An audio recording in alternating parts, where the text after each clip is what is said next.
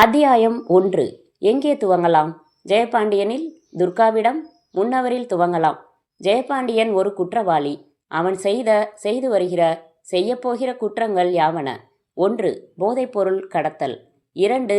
கொலை. 3. கள்ள நோட்டு முயற்சி. 4. சாமி சிலை திருட்டு. 5. போதாதா? ஜெயபாண்டியனை லுங்கி கட்டி ஜிப்பா போட்டு கற்பனை செய்தீர்கள் என்றால் நீங்கள் ரொம்ப அப்பாவி. சஃபாரி சூட் போட்டு கோல்டு ஃப்ரேம் கண்ணாடியோடு கற்பனை செய்தீர்கள் என்றால் நீங்கள் கிரைம் கதைகளுக்கு புதியவர் இல்லை. வேஷ்டி கட்டி கதர் சட்டை போட்டு கையில் வெற்றிலை பெட்டியோடு கற்பனை செய்தீர்கள் என்றால் நீங்கள் மணிரத்னம் ரசிகர். ஆனால் ஜெயபாண்டியன் இந்த கற்பனைகளில் கட்டுப்படவில்லை. சாரி, அவன் இளைஞன், ஜீன்ஸ் பேண்ட் இளைஞன், 30 வயது, தாடையில் மட்டும் பெர்முடா ட்ரையாங்கிள் போல தாடி வைத்திருப்பவன், முரட்டு காட்டன் சட்டைகள் அணிபவன், எஸ்பிபி போல அரை சைஸ் கண்ணாடி அணிபவன், வலது கண் CLY+1 ஆக்சிஸ் 90 டிகிரி, இடது கண் CLY+0.5 ஆக்சிஸ் 90 டிகிரி, ரோத்மன் சிகரெட் இல்லாத நேரங்களில் துல்சி 00, மாருதி டொயோட்டா இருந்தாலும் விருப்பம் என்ஃபீல்டு புல்லட். ஜெயபாண்டியன் பெசன்ட் நகரில் கடற்கரைக்கு அருகில் பங்களா வைத்திருக்கிறான். நீலாங்கரையில் ஜெய் கிரானைட்ஸ் இண்டஸ்ட்ரீஸ் வைத்திருக்கிறான். அத்தனை பேங்குகளின் கிரெடிட் கார்டுகளும் வைத்திருக்கிறான். சமுதாய பொறுப்புள்ள அத்தனை இயக்கங்களிலும் உறுப்பினராய் இருக்கிறான். ஜெயபாண்டியனை தொலைக்காட்சியில் பேட்டி கண்டுள்ளார்கள். குமுதம் தன் அட்டையில் போட்டிருக்கிறது. கல்லூரி விழாக்களுக்கு தலைமை தாங்கி பரிசளித்திருக்கிறான். காவல்துறையின் உயர் அதிகாரி ஒருவரோடு உட்கார்ந்து விண்டேஜ் பருகியிருக்கிறான். கழுதையின் குணத்தின் முதல் எழுத்தை தன் பெயரின் முதல் எழுத்தாகவும், கற்பூரத்தின் குணத்தின் கடைசி எழுத்தை தன் பெயரின் கடைசி எழுத்தாகவும் கொண்டுள்ள அந்த நடிகையோடு ஒரு வாரம் சிங்கப்பூர் சென்று விட்டு வந்திருக்கிறான். மேற்படி ஜெயபாண்டியனை இப்போது அவனது அலுவலகத்தில் தனி அறையில் சுழல் நாற்காலியில் சந்திக்கிறோம். ஹோல்டரில் பொருத்தப்பட்ட நீல சிகரெட்டை சிறுவன் பலூன் ஊதுவது போல நளினமாக உதட்டில் வைத்து புகைத்து கொண்டு உள்ளே வா என்றான் கதவு தட்டலிடம். உள்ளே வந்தவன் தர்மதுரை. உயரம், அகல தோள்கள், காக்கி சட்டை, தொழிலாளி, தொழிற்சாலையில் திடீரென்று பிரபலமாகிவிட்டவன். வா உட்காரு தர்மா. என்ன விஷயம்னு சொல்லுங்க சார். உட்காருப்பா சொல்கிறேன். நாற்காலியின் முனையில் அமர்ந்தான். எனக்கு ரொம்ப சந்தோஷம் தர்மா. எதுக்கு சார்? இந்த கம்பெனியில் எல்லா தொழிலாளிங்க கிட்டையும் நீ ரொம்ப நல்ல பேர் எடுத்திருக்க. எல்லாரும் உன்னை பாராட்டுறாங்க. அப்படி நான் எதுவும் செய்யலையே சார். என்னப்பா இவ்வளவு அடக்கமாக பேசுகிற? எந்த ஒரு தொழிலாளிக்கும் எந்த பிரச்சனையும் பெண்டிங்கில் இருக்க விடாமல் நிர்வாகத்துக்கிட்ட போராடுற. போதாதா? எதுக்கு சார் வர சொன்னீங்க? யூனியன் எலெக்ஷன் வருதில்ல? ஆமாம். நீ நிற்கிறதா யாரோ என்கிட்ட சொன்னாங்க. நான் நம்பலை. தர்மாவுக்கு நல்ல மனசு, பதவி ஆசையெல்லாம் கிடையாதுன்னு நான் சொன்னேன். சந்தேகத்துக்கு கூப்பிட்டு கேட்டுடலாமேன்னு தான். ஆமாம் சார், நான் நிற்கிறேன். நிஜமாவா? உரிமைகளுக்காக இன்னும் உரிமையோடு போராடணும்னா அதுக்கு பதவி அவசியம் சார். அப்படியா? தனிஹாசலம் நிற்கிறான் போலிருக்கே. தெரியுமே சார். நீங்கள் சொல்லித்தானே அவன் நிற்கிறான். உங்கள் ஆள் சார் அவன்.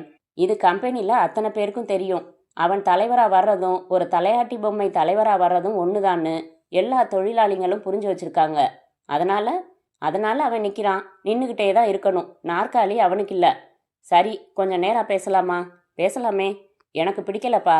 என்ன? நீ யூனியன் எலெக்ஷனில் நிற்கிறது, தலைவராக வர்றது, இதெல்லாம் ஏன்? உனக்கே தெரியும். நீ தலைவனாக வந்தால் எனக்கு நல்லதில்ல. அதனால் நீ வரக்கூடாதுன்னு நான் நினைக்கிறேன். உங்கள் நினைப்பு நடக்க போகிறதில்ல சார். அவசரப்படக்கூடாது தர்மா. இதம் பதம் அப்புறம்தான் ஆயுதம். என்ன? என் கொள்கையை சொன்னேன். இதமாக சொல்கிறேன். உனக்கு இதெல்லாம் வேணாம். மன்னிக்கணும். நான் எலெக்ஷனில் நிற்கிறது என் விருப்பம் மட்டுமில்லை, எல்லாரோட விருப்பம். ரைட்டுப்பா. உனக்கு என்ன லாபம்? தொழிலாளிங்களுக்கு நீதி. பராசக்தி காலத்தில் இருக்காத. நான் சொல்கிற நீதியை கேளு. லாபமானு யோசி. முடிவு பண்ணு. என்ன? ஆதம்பாக்கத்தில் அரை கிரவுண்டு துண்டா நிற்கிது. எனக்கு பேர் மாற்றி ரெஜிஸ்டர் பண்ணிடலாமா? சார், நான் என்னை விற்கிறதா இல்லை. கொஞ்சமாவது சலனம் ஏற்பட்டிருந்தா நாளைக்கு வந்து ஓம் பதில சொல்லு. இல்லை இப்போவே சொல்கிறதுனா சொல்லிடு. நான் அடுத்த கட்டத்துக்கு வரேன். நீங்கள் கட்டத்துக்கு வந்தாலும் சரி, வட்டத்துக்கு வந்தாலும் சரி, என்ன விலைக்கு வாங்க முடியாது. நீ ரோஷமாக இருப்பா, வேணாங்கல. அந்த பொண்ணு ரோஷமாக இருந்தா நாளைக்கு தூக்கு மாட்டி தொங்கிடாதா? புரியலை. எந்த பொண்ணு? கிரிஜா தானே பேரு? கியூன் மேரிஸில் இந்திய வரலாறு படிக்குதாமே. ஒரே தங்கச்சி தானே.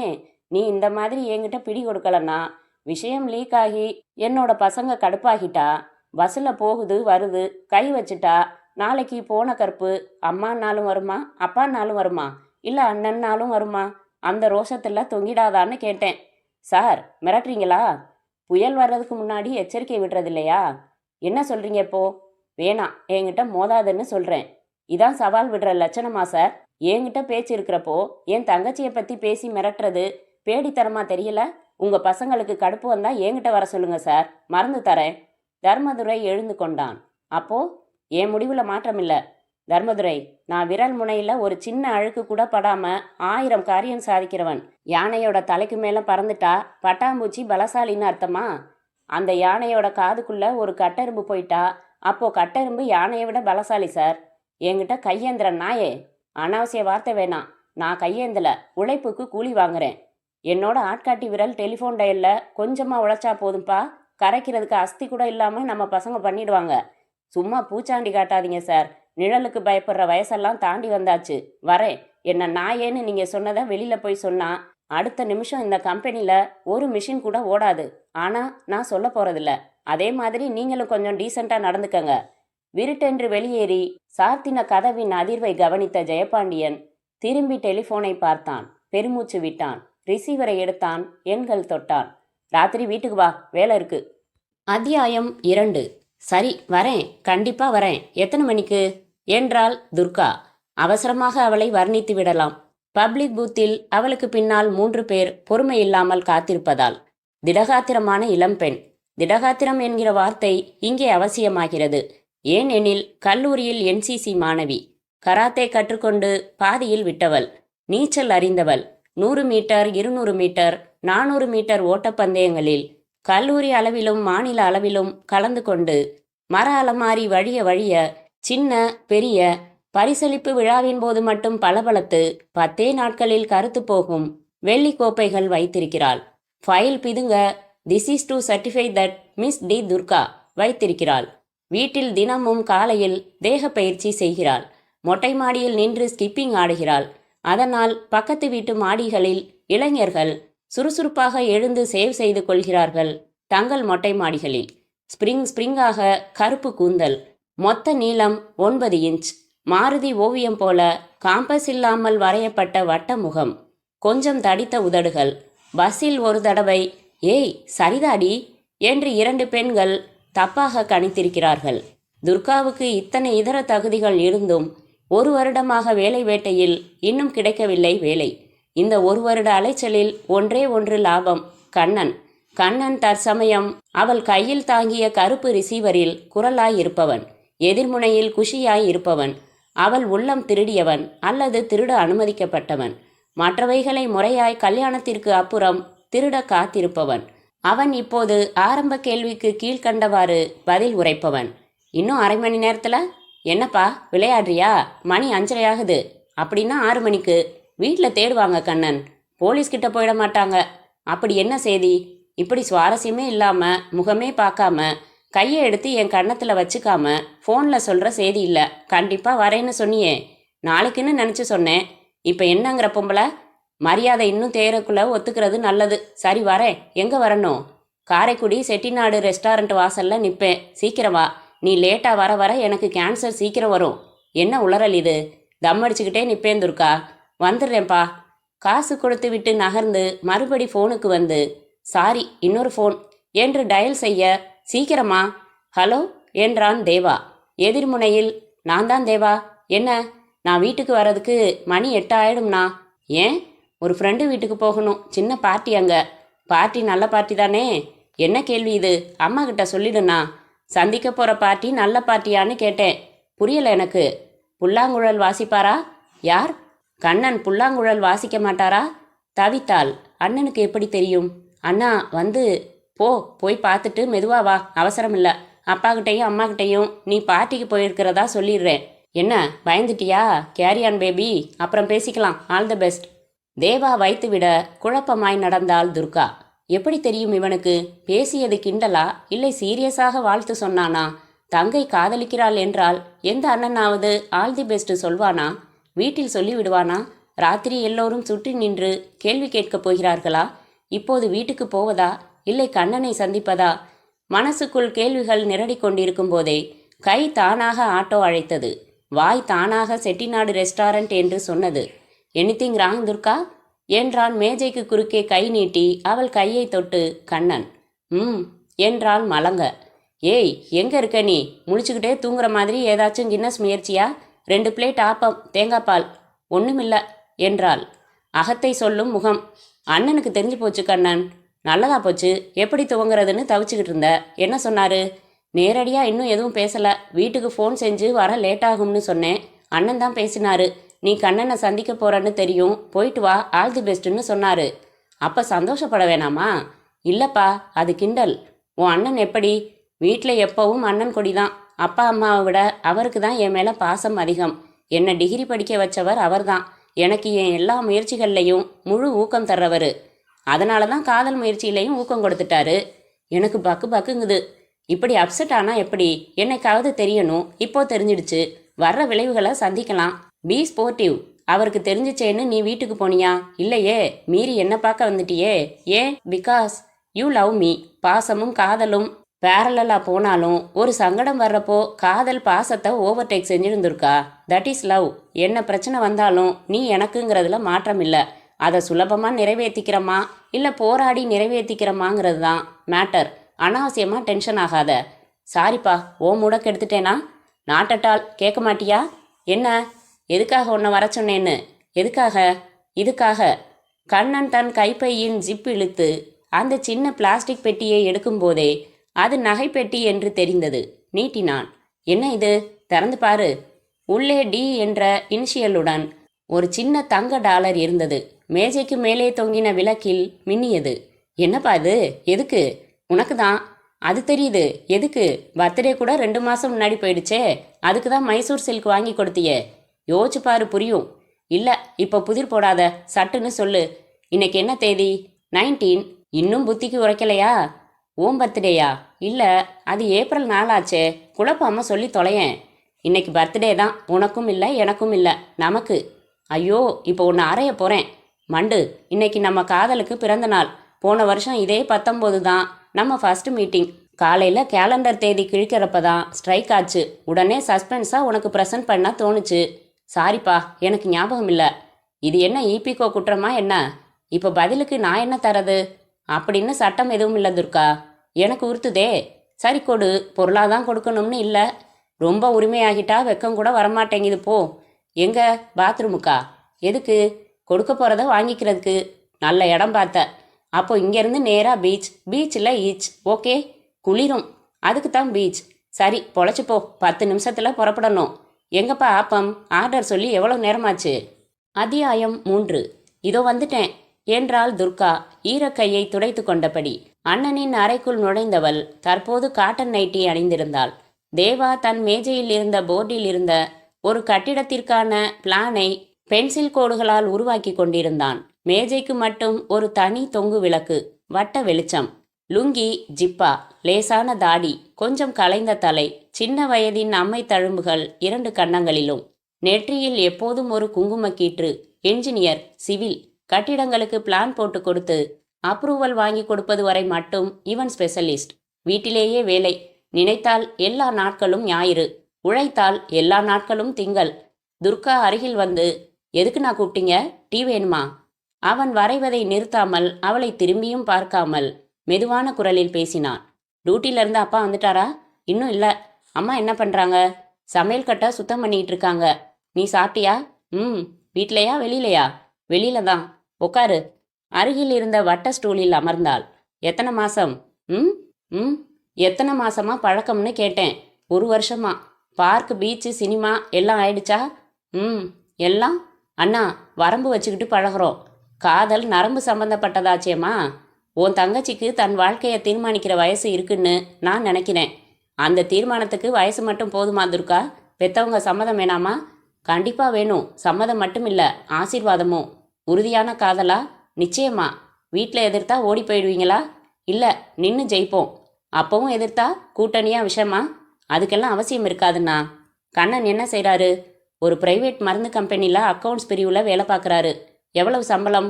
3000. குடும்பம்? அப்பா, அம்மா, ஒரு தம்பி, ஒரு தங்கச்சி. வேளச்சேரியில் சொந்த வீடு இருக்கு. சந்தோஷமான குடும்பம். அவங்க வீட்டில் தெரியுமா? இன்னும் தெரியாது. தெரிஞ்சா சம்மதிப்பாங்களா? நிச்சயமா அவங்களுக்கு நேரடியாக தெரியாது, ஆனால் யூகம் பண்ணியிருப்பாங்க. அவங்க வீட்டில் எல்லாரையும் எனக்கு தெரியும். 2 தடவை வீட்டுக்கு போயிருக்கேன். ஒரு தடவை எல்லாருமா சேர்ந்து ஜேசுதாஸ் கச்சேரிக்கு போயிருக்கோம். நம்ம வீட்டில் இப்போ எனக்கு தெரியும், அம்மா அப்பாவுக்கு தெரியாதுண்ணா. என்ன சொல்வாங்கன்னு நினைக்கிற? அம்மா எதிர்க்க மாட்டாங்க, அப்பா தான். கஷ்டம், ரொம்ப கஷ்டம். உனக்கு உரிமைகள் தந்திருக்காரு, சுதந்திரம் தந்திருக்காரு. ஆனால் கல்யாண விஷயத்தில் உன் இஷ்டத்துக்கு விடுவாராங்கிறது சந்தேகம்தான். அண்ணா, நீ தான் எப்படியாவது எடுத்து சொல்லி. எப்போ மேரேஜ் பண்ணிக்கிறதா உத்தேசம்? இன்னும் 2 வருஷம் கழிச்சு தான். ஏன், அதென்ன கணக்கு? கண்ணனுக்கு கல்யாண வயசில் இருக்க அந்த தங்கச்சி, அவளுக்கு மாப்பிள்ளை பார்க்க போகிறாங்க. அவள் கல்யாணம் முதல்ல நடக்கணும். இது பாயிண்ட் 1. பாயிண்ட் 2, நான் இந்த குடும்பத்துக்காக ஏதாவது செய்துட்டு தான் கல்யாணம் செய்துக்கிறதா ஒரு கொள்கை. புரியலை? என்னை வளர்த்து படிக்க வச்சு ஆளாக்கின இந்த குடும்பத்துக்கு எதுவுமே செய்யாமல் நான் கல்யாணம் பண்ணிக்கிட்டு போகிறத குற்ற உணர்ச்சி அனுமதிக்காது. நான் வேலைக்கு போகணும். 2 வருஷமாவது என் சம்பளத்தை இந்த குடும்பத்துக்கு கொடுக்கணும். உன்னை வளர்த்தது பெற்றவங்க கடமை, அவங்களுக்கு உதவியாக இருக்கிறது பிள்ளைங்க கடமை. அதான் நான் சம்பாரித்து குடும்பத்துக்கு தரேனே. அதே கடமையும் அதே உரிமையும் எனக்கும் இருக்குண்ணா. தேவா நிமிர்ந்து அவளை கூர்மையாக பார்த்தான். முகத்தையே சலனம் இல்லாமல் பார்த்தான். புன்னகைத்தான். கைப்பற்றி குலுக்கினான். I am proud of you Durga. நம்ம வீட்டில் இப்போதைக்கு தெரிவிக்க வேணாம், லிமிட்டோட பழகு. நீங்கள் எப்போ கல்யாணம் செய்துக்க தீர்மானிக்கிறீங்களோ அப்போ சொல்லு. எந்த பிரச்சனை வந்தாலும் அதை நான் சால்வ் பண்ணி உனக்கு நீ ஆசைப்படுற கண்ணனையே மாப்பிள்ள ஆக்குறேன். Again I wish you all the best. கண்கள் ததும்ப தேங்க்யூ அண்ணா என்றாள் துர்கா. அத்தியாயம் 4. எதுக்கு தேங்க்ஸ் என்றான் அவன். அவன் துஷ்ட பையன். காவேரி என்று பொம்பளை பெயர் வைத்து கொண்டிருப்பவன். ஜெயபாண்டியனை விட துஷ்டன். கொலை செய்தலை சுய தொழிலாக கொண்டவன். அதில் திறமைக்காரன். இதுவரை 17 உயிர்களை பரமண்டலத்திற்கு அனுப்பியிருக்கிறான். ஒரு கைரேகை, ஒரு விசாரணை இவன் மேல், சுத்தம், தொழில் சுத்தம். காவேரி, தர்மதுரை எனக்கு ரொம்ப ட்ரபிள் கொடுத்தான். அதனால தான் வேற வழி இல்லாமல் உன்னை கூப்பிட வேண்டியதா போச்சு. லாரி விபத்தா செட்டப் செஞ்ச பாரு, அங்கே தான் உன் கில்லாடித்தனம் இருக்கு என்றான் ஜெயபாண்டியன் தன் கால் மேல் கால் போட்டபடி. ஒலித்த டெலிஃபோனை எடுத்தான். ஹலோ என்றான். சார், நான் மேனேஜர் பேசுகிறேன். தர்மதுரையோட இறுதி சடங்குக்கு நம்ம கம்பெனிலேருந்து எல்லாரும் சேர்ந்து ஊர்வலமாக போகலாம்னு சொன்னீங்க. நீங்களும் எங்களோட வர்றதா கூட சொன்னீங்க. அதான் இதோ புறப்பட்டுட்டே இருக்கேன். ஆர்டர் கொடுத்த மாலையை டெலிவரி எடுக்க டிரைவர் போயிருக்கான். இப்போ வந்துடுவான். 5 நிமிஷத்தில் நான் அங்கே இருப்பேன். மேனேஜர், தர்மதுரை குடும்பத்துக்கு 20,000க்கு ஒரு செக் எழுதி எடுத்து வச்சுக்கோங்க, கொடுக்கணும். எல்லா ஸ்டாஃபும் கருப்பு பேட்சு குத்தி இருக்கணும். பாதியில் கலந்துக்காம சுடுகாடு வரைக்கும் கண்டிப்பாக எல்லாரும் வரணும்னு சொல்லிடுங்க. ஒரு நல்ல நாணயமான உழைப்பாளிக்கு சரியான முறையில் மரியாதை செலுத்தியாகணும். சரி சார், வந்துடுறேன், வச்சிடுங்க. ஜெயபாண்டியன் வைத்ததும் காவேரி சிரித்தான். என்ன சிரிக்கிற? சிறந்த நடிகர்னு பிரபுவை தேர்ந்தெடுத்திருக்கு அரசாங்கம். அதுக்கு என்ன? நியாயமாக உங்களைத்தான் தேர்ந்தெடுத்திருக்கணும். போயா, வேற ஸ்டேட்டுக்கு போயிடு. 10 நாள் கழிச்சு வா. அட போங்க சார், கமிஷனர்கிட்டயே தம்முக்கு தீப்பெட்டி கேட்பேனா? ஓரறிவு ஜீவன்னு சொல்லுவாங்களே, அதுக்கு கூட தெரியாது நம்ம செஞ்ச விஷயம். கவலைப்படாதீங்க சார், அப்படியே ப்ராப்ளம் ஆனாலும் நான் தான் மாட்டுவேன். நீங்கள் அந்த திசைக்கே வர தேவை இருக்காது. சரி, புறப்படு. காவேரி மேஜை மேல் டீ கோப்பையை வைத்துவிட்டு பணக்கட்டுகளை எடுத்து பேண்ட் பாக்கெட்டில் திணித்து கொண்டான். சார், எப்போ வேணும்னாலும் என்னை கூப்பிடுங்க. ஒரே ஒரு ஃபோன் போதும். ராத்திரி பகல் எப்போவும் 24 ஹவர் சர்வீஸ். அவன் சென்றதும் பிரம்மாண்டமான மாலையோடு வந்த காரில் ஏறிக்கொண்ட ஜெயபாண்டியன் ஒரு கருப்பு பேட்ச் எடுத்து தன் சட்டையில் குத்தி கொண்டான். சுப்பையா, இந்தா நீயும் ஒன்று குத்திக்கோ. டிரைவர் சுப்பையா வாங்கி குத்தி கொண்டார். புறப்பட்டார். கூடத்தில் கிடத்தியிருந்த தர்மதுரையின் மூக்கு துவாரங்களில் பஞ்சு துண்டுகள் வைக்கப்பட்டிருந்தன. மாலையை போட்டுவிட்டு கை கட்டி கண்மூடி நின்றான் ஜெயபாண்டியன். முட்டாளே, என்ன சாதித்தாய்? லட்சத்தின் வேகத்தோடு லட்சியத்தின் வேகம் போட்டியிட முடியுமா? மலை என்று தெரிந்தும் முட்டி பார்த்தாய். மண்டைதான் பிளந்தது. நானா பொறுப்பு? என் வீட்டு எல்லையில் குறுக்கே வளரும் முள் செடியை வெட்டி போடுவதில்லையா? அப்படித்தான். என் வளர்ச்சிக்கு குறுக்கே வந்த முள் செடி நீ. பிழைக்க தெரியாத அப்பாவி. கூடி அழும் கூட்டம் கருமாதி சாப்பாட்டுக்கு பிறகும் உன் குடும்பத்தோடு கூட வருமா? தேவையா இந்த அகால மரணம்? என்ன செய்வது? இதுதான் உன் விதி என்றால் யார் அதை திருத்த முடியும்? சுடுகாடு வரைக்கும் வந்துவிட்டு பிறகு காரில் தன் பங்களாவுக்கு வந்தான் ஜெயபாண்டியன். குளித்தான், சாப்பிட்டான். மணி மாலை 4. ஹாலுக்கு வந்தபோது வேலைக்காரன் பவ்யமாய் வளைந்து, சார், உங்களை பார்க்க லேடிஸ் வந்திருக்காங்க என்றான். எத்தனை பேரு? ஒரு பொண்ணு தான். அப்புறம் ஏண்டா லேடிஸ்னு சொல்கிற? சாயங்காலம் 4 மணிக்கு நான் யாரையும் வர சொல்கிறது இல்லையே. பல்லிடுக்கில் சிக்கியிருந்த பாக்குத்துண்டை நாக்கின் நுனியால் நிரடியபடி ரிசப்ஷனுக்கு வந்தவன் கொஞ்சம் ஆச்சரியப்பட்டதற்கு காரணம் அந்த பெண்ணின் அழகு. அவசரமாக எழுந்து கொண்டாள். இரு கை கூப்பினாள். வணக்கம் சார். வணக்கம், உட்காருங்க. சேலையின் தலைப்பை ஒற்றையாக போட்டிருந்த அவள் நளினமாக உட்கார்ந்தாள். ரிசப்ஷனுக்கு அவளால் ஒரு தனி கவர்ச்சி கிடைத்திருந்தது. மெலிதாக லிப்ஸ்டிக், நாகரிகமான ஒப்பனை, ஆனால் அடக்கமான பெண் என்று முகம் சான்றிதழ் வழங்கியது. எதிர் சோஃபாவில் அமர்ந்தான் ஜெயபாண்டியன். கால் மேல் கால் போட்டு கொண்டான். என்ன விஷயம் சொல்லுங்க. ஏதாவது காலேஜ் டொனேஷனா? இல்லை சார். அவள் தன் கைப்பை திறந்து ஒரு கடிதம் எடுத்தாள். ராஜசேகர் சார் லெட்டர் கொடுத்தாரு. உங்களை பார்க்க சொன்னாரு. எனக்கு உங்கள் கம்பெனியில் ஒரு வேலை வேணும். கடிதத்தை கையில் வாங்கியபடி, என்ன பேரு? துர்கா என்றாள் துர்கா. படிப்பு? பிகாம். எங்கே இருக்கீங்க? சைதாப்பேட்டையில். அப்பா ஒரு ஹார்ட்வேர் ஸ்டோர்ஸில் அக்கௌண்டண்ட்டாக இருக்காரு. அண்ணன் தேவா, அவர் ஒரு சிவில் இன்ஜினியர். நான் 1 வருஷமாக வேலைக்கு முயற்சி பண்ணுறேன். ஜெயபாண்டியன் கடிதத்தை படித்து பார்த்தான். ராஜசேகரை உங்களுக்கு எப்படி தெரியும்? எனக்கு தெரியாது. என் அண்ணனுக்கு ஃப்ரெண்டு. அண்ணன் தான் இந்த லெட்டர் அவர்கிட்ட வாங்கி தந்தாரு. தற்சமயம் என் கம்பெனியில் வேக்கன்சி எதுவும் இல்லையம்மா. திடீரென்று அவன் ஒருமைக்கு மாறியதை அவள் பொருட்டாக எடுத்துக்கொள்ளவில்லை. நீங்கள் மனசு வச்சா முடியும் சார். ஜெயபாண்டியன் அவள் முகத்தை ஆணி அடித்ததைப் போல பார்த்தான். அவள் பார்வையை தாழ்த்தி கொண்டாள். தன் கையில் பிடித்திருந்த கடிதத்தை வேண்டுமென்றே நழுவ விட்டான். அது கீழே விழ அவசரமாக அதை எடுக்க அவள் குனிந்த அதே நேரத்தில் இவனும் குனிந்து அவள் தலையில் முட்டி சாரி என்றான். பரவாயில்ல சார் என்றாள்.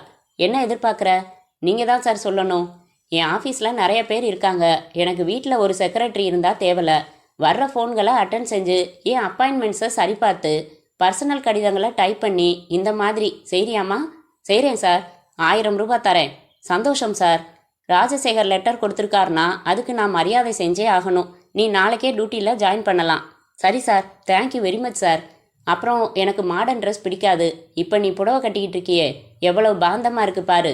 டியூட்டி முடிஞ்சு உன் வீட்டுக்கு போய் நீ எந்த ட்ரெஸ் வேணும்னாலும் போட்டுக்கோ. இங்கே வர்றப்ப புடவையில் தான் வரணும். புரிஞ்சுதா? சரி சார். ஜெயபாண்டியன் எழுந்து கொண்டதும் அவளும் எழுந்து கொண்டு மறுபடி வணக்கம் சொல்லிவிட்டு வாசலுக்கு நடந்தாள்.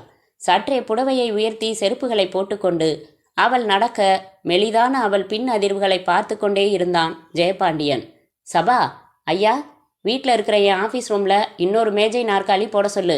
ஆஃபீஸ்லேருந்து ஒரு டைப்ரைட்டர் அங்கே கொண்டாந்து வைக்க சொல்லு. இன்னைக்கே. புரிஞ்சுதா? அத்தியாயம் 5.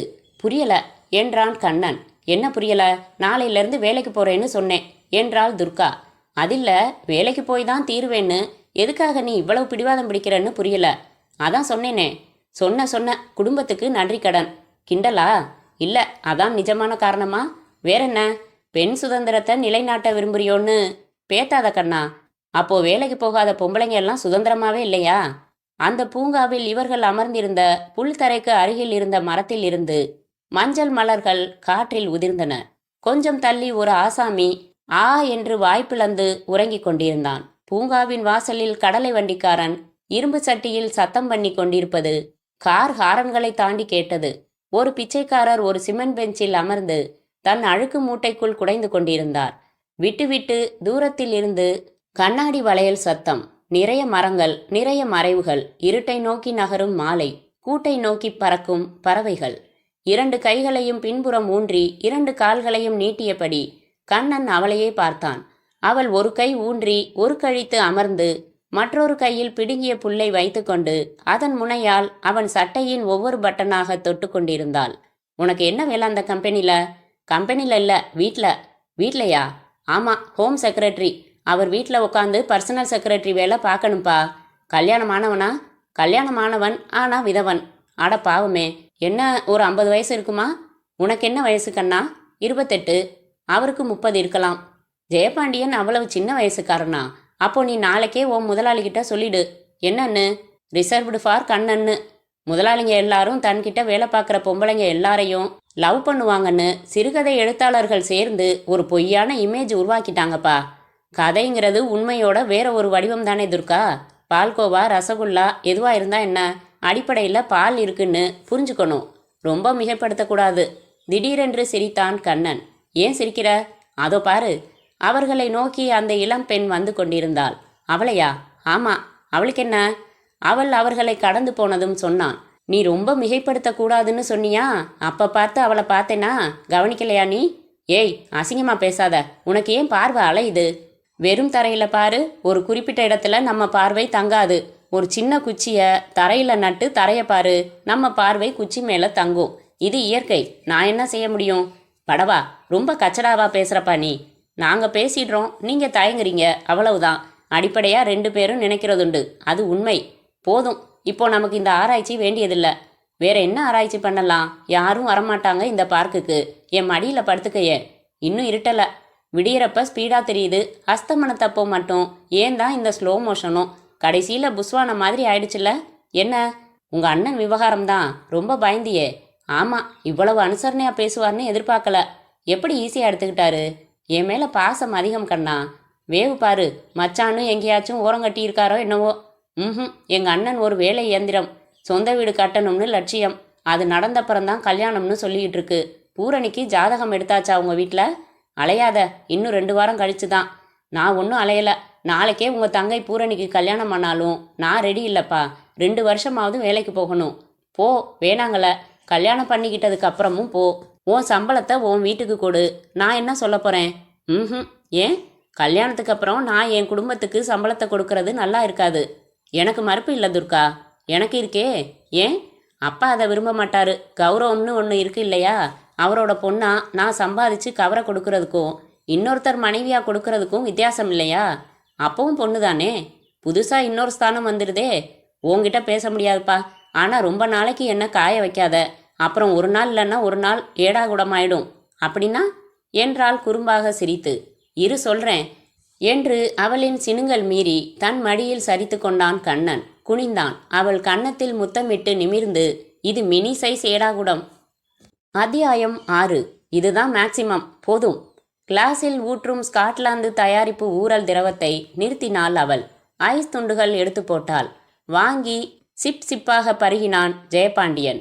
நீல நிற வெளிச்சத்தில் அறை கட்டிலில் திருப்பார்கடலில் பள்ளி கொண்டவனின் போஸில் அவளை புகைப்படம் எடுத்து காமசுந்தரி என்று தலைப்பு வைத்து மோட்சம் தியேட்டரில் ஓடும் படங்களுக்கான போஸ்டராக உபயோகிக்கலாம்.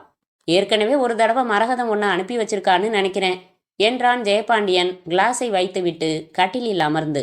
ஆமாம் சார், ஆனால் இங்கே இல்லை. அப்போ ஹோட்டலில் ரூம் போட்டிருந்தீங்க. உங்கள் கூட உங்கள் சிங்கப்பூர் ஃப்ரெண்டு ஒருத்தர் இருந்தார். இவ்வளவு ஞாபகம் வச்சிருக்கியே. பேர் என்ன? சாருமதி. அவள் இடுப்பில் கை வைக்க நெளிந்தாள். இன்னும் கூச்சம் பாக்கி இருக்கா? உங்கள் மிஸ்ஸஸ் ஊரில் இல்லையா? உலகத்திலேயே இல்லை, செத்து போயிட்டா. 2 வருஷம் ஆச்சு சாருமதி. வேற கல்யாணம் பண்ணிக்கலாமே சார். எதுக்கு? உடம்பை எதுக்கு கெடுத்துக்கணும்னு கேட்டேன். வெரைட்டி கிடைக்காதே. அது சரி. சாருமதி பேர் நல்லா தான் இருக்கு. ஆளும் சிவப்பா கொழு கொழுன்னு தான் இருக்க. ஆனால் பாரு, உன்னை பார்த்தா எனக்கு ஒரு பரவசம் இல்லை. உன்னை கல்யாணம் பண்ணிக்கணும்னு கொஞ்சம் கூட தோணலை. ஆனால் உங்ககிட்ட ஒன்று சொல்கிறேன். சொல்லுங்க சார். எல்லாரும் சொல்கிறத எல்லாம் கம்முன்னு வாங்கிக்கிற தபால் பெட்டி தான் நான். எனக்கு எங்கள் அண்ணன் பண்ணி வச்ச கல்யாணம் தான். நான் கொஞ்சம் முரட்டுத்தனமான ஆசாமி. அது நீங்கள் என் தோலை பிடிக்கிற பிடியிலேயே தெரியுது. எனக்கு சட்டம் மேலே மரியாதை கிடையாது. பணம் மேலே வெறி உண்டு. தண்ணி உன்ன மாதிரி குட்டிங்க பிடிக்கும். ஆனால் என் வாழ்க்கையில் காதல்னு ஒரு சமாச்சாரம் வந்ததில்லை. இன்னும் கொஞ்சம் ஊத்தட்டுமா? வேணாம், அப்புறம் பேச முடியாது. நான் உங்ககிட்ட சொல்லணும். 1 வாரமாக என்கிட்ட ஒரு பொண்ணு வேலைக்கு வந்துக்கிட்டு இருக்கா. துர்கான்னு பேரு. எனக்கு செக்ரட்டரி மாதிரி. இது வரைக்கும் ஒரு அழகான பெண்ணை பார்த்தா இவளை அனுபவிச்சா தேவலாமேன்னு தான் எனக்கு தோணும். ஆனால் இவளை முதலாக பார்த்தப்பவே மனசில் வேற ஏதோ ஒரு சிலிர்ப்பு. 1 வாரமாக அவள் என்கிட்ட வேலை பார்க்குறா. என் மனசு தவிக்குது. அவள் வேலை செஞ்சு வீட்டுக்கு போயிட்டா எனக்கு மனசு வெறிச்சின்னு ஆயிடுது. ராத்திரி தூக்கம் கலையுது. கலையிறப்ப எல்லாம் அவளை நினச்சிக்கிறேன். காதலா? அப்படி சொல்கிறதான்னு தெரியல. ஒரு தவிப்பு. காதல் தான். பேசாமல் கல்யாணம் பண்ணிக்கங்க சார். அவள் ஒத்துக்குவாளா? சாருமதி ஜெயபாண்டியனை கட்டி அணைத்து கன்னத்தில் முத்தம் கொடுத்து, உங்களை கட்டிக்க மாட்டேன்னு சொன்னா சொல்கிற பொண்ணுக்கு மனநிலை சரியில்லைன்னு அர்த்தம். சாருமதி, நான் அவளை அடையணும். யாருன்னு விலாசம் சொல்லுங்க, நான் போய் சொல்கிறேன். அடுத்த நிமிஷம் வந்து காலை தொட்டு கும்பிடுவாவ. உங்களுக்கு இருக்கிற சொத்து என்ன, வசதி என்ன? இந்த வீட்டில் எஜமானி அம்மாவா வர்றதுக்கு கசக்குமா? எல்லா பொண்ணுங்களும் பணத்துக்கு மயங்குவாங்களா? சரி, உங்களுக்கு தான் என்ன குறைச்சல்? நான் நல்லவன் இல்லை சாருமதி. நிறைய பாவம் செய்கிறவன். யார் செய்யலை? உலகத்தில் நல்லவன்னு தனியாக ஒருத்தன் இல்லவே இல்லை சார்.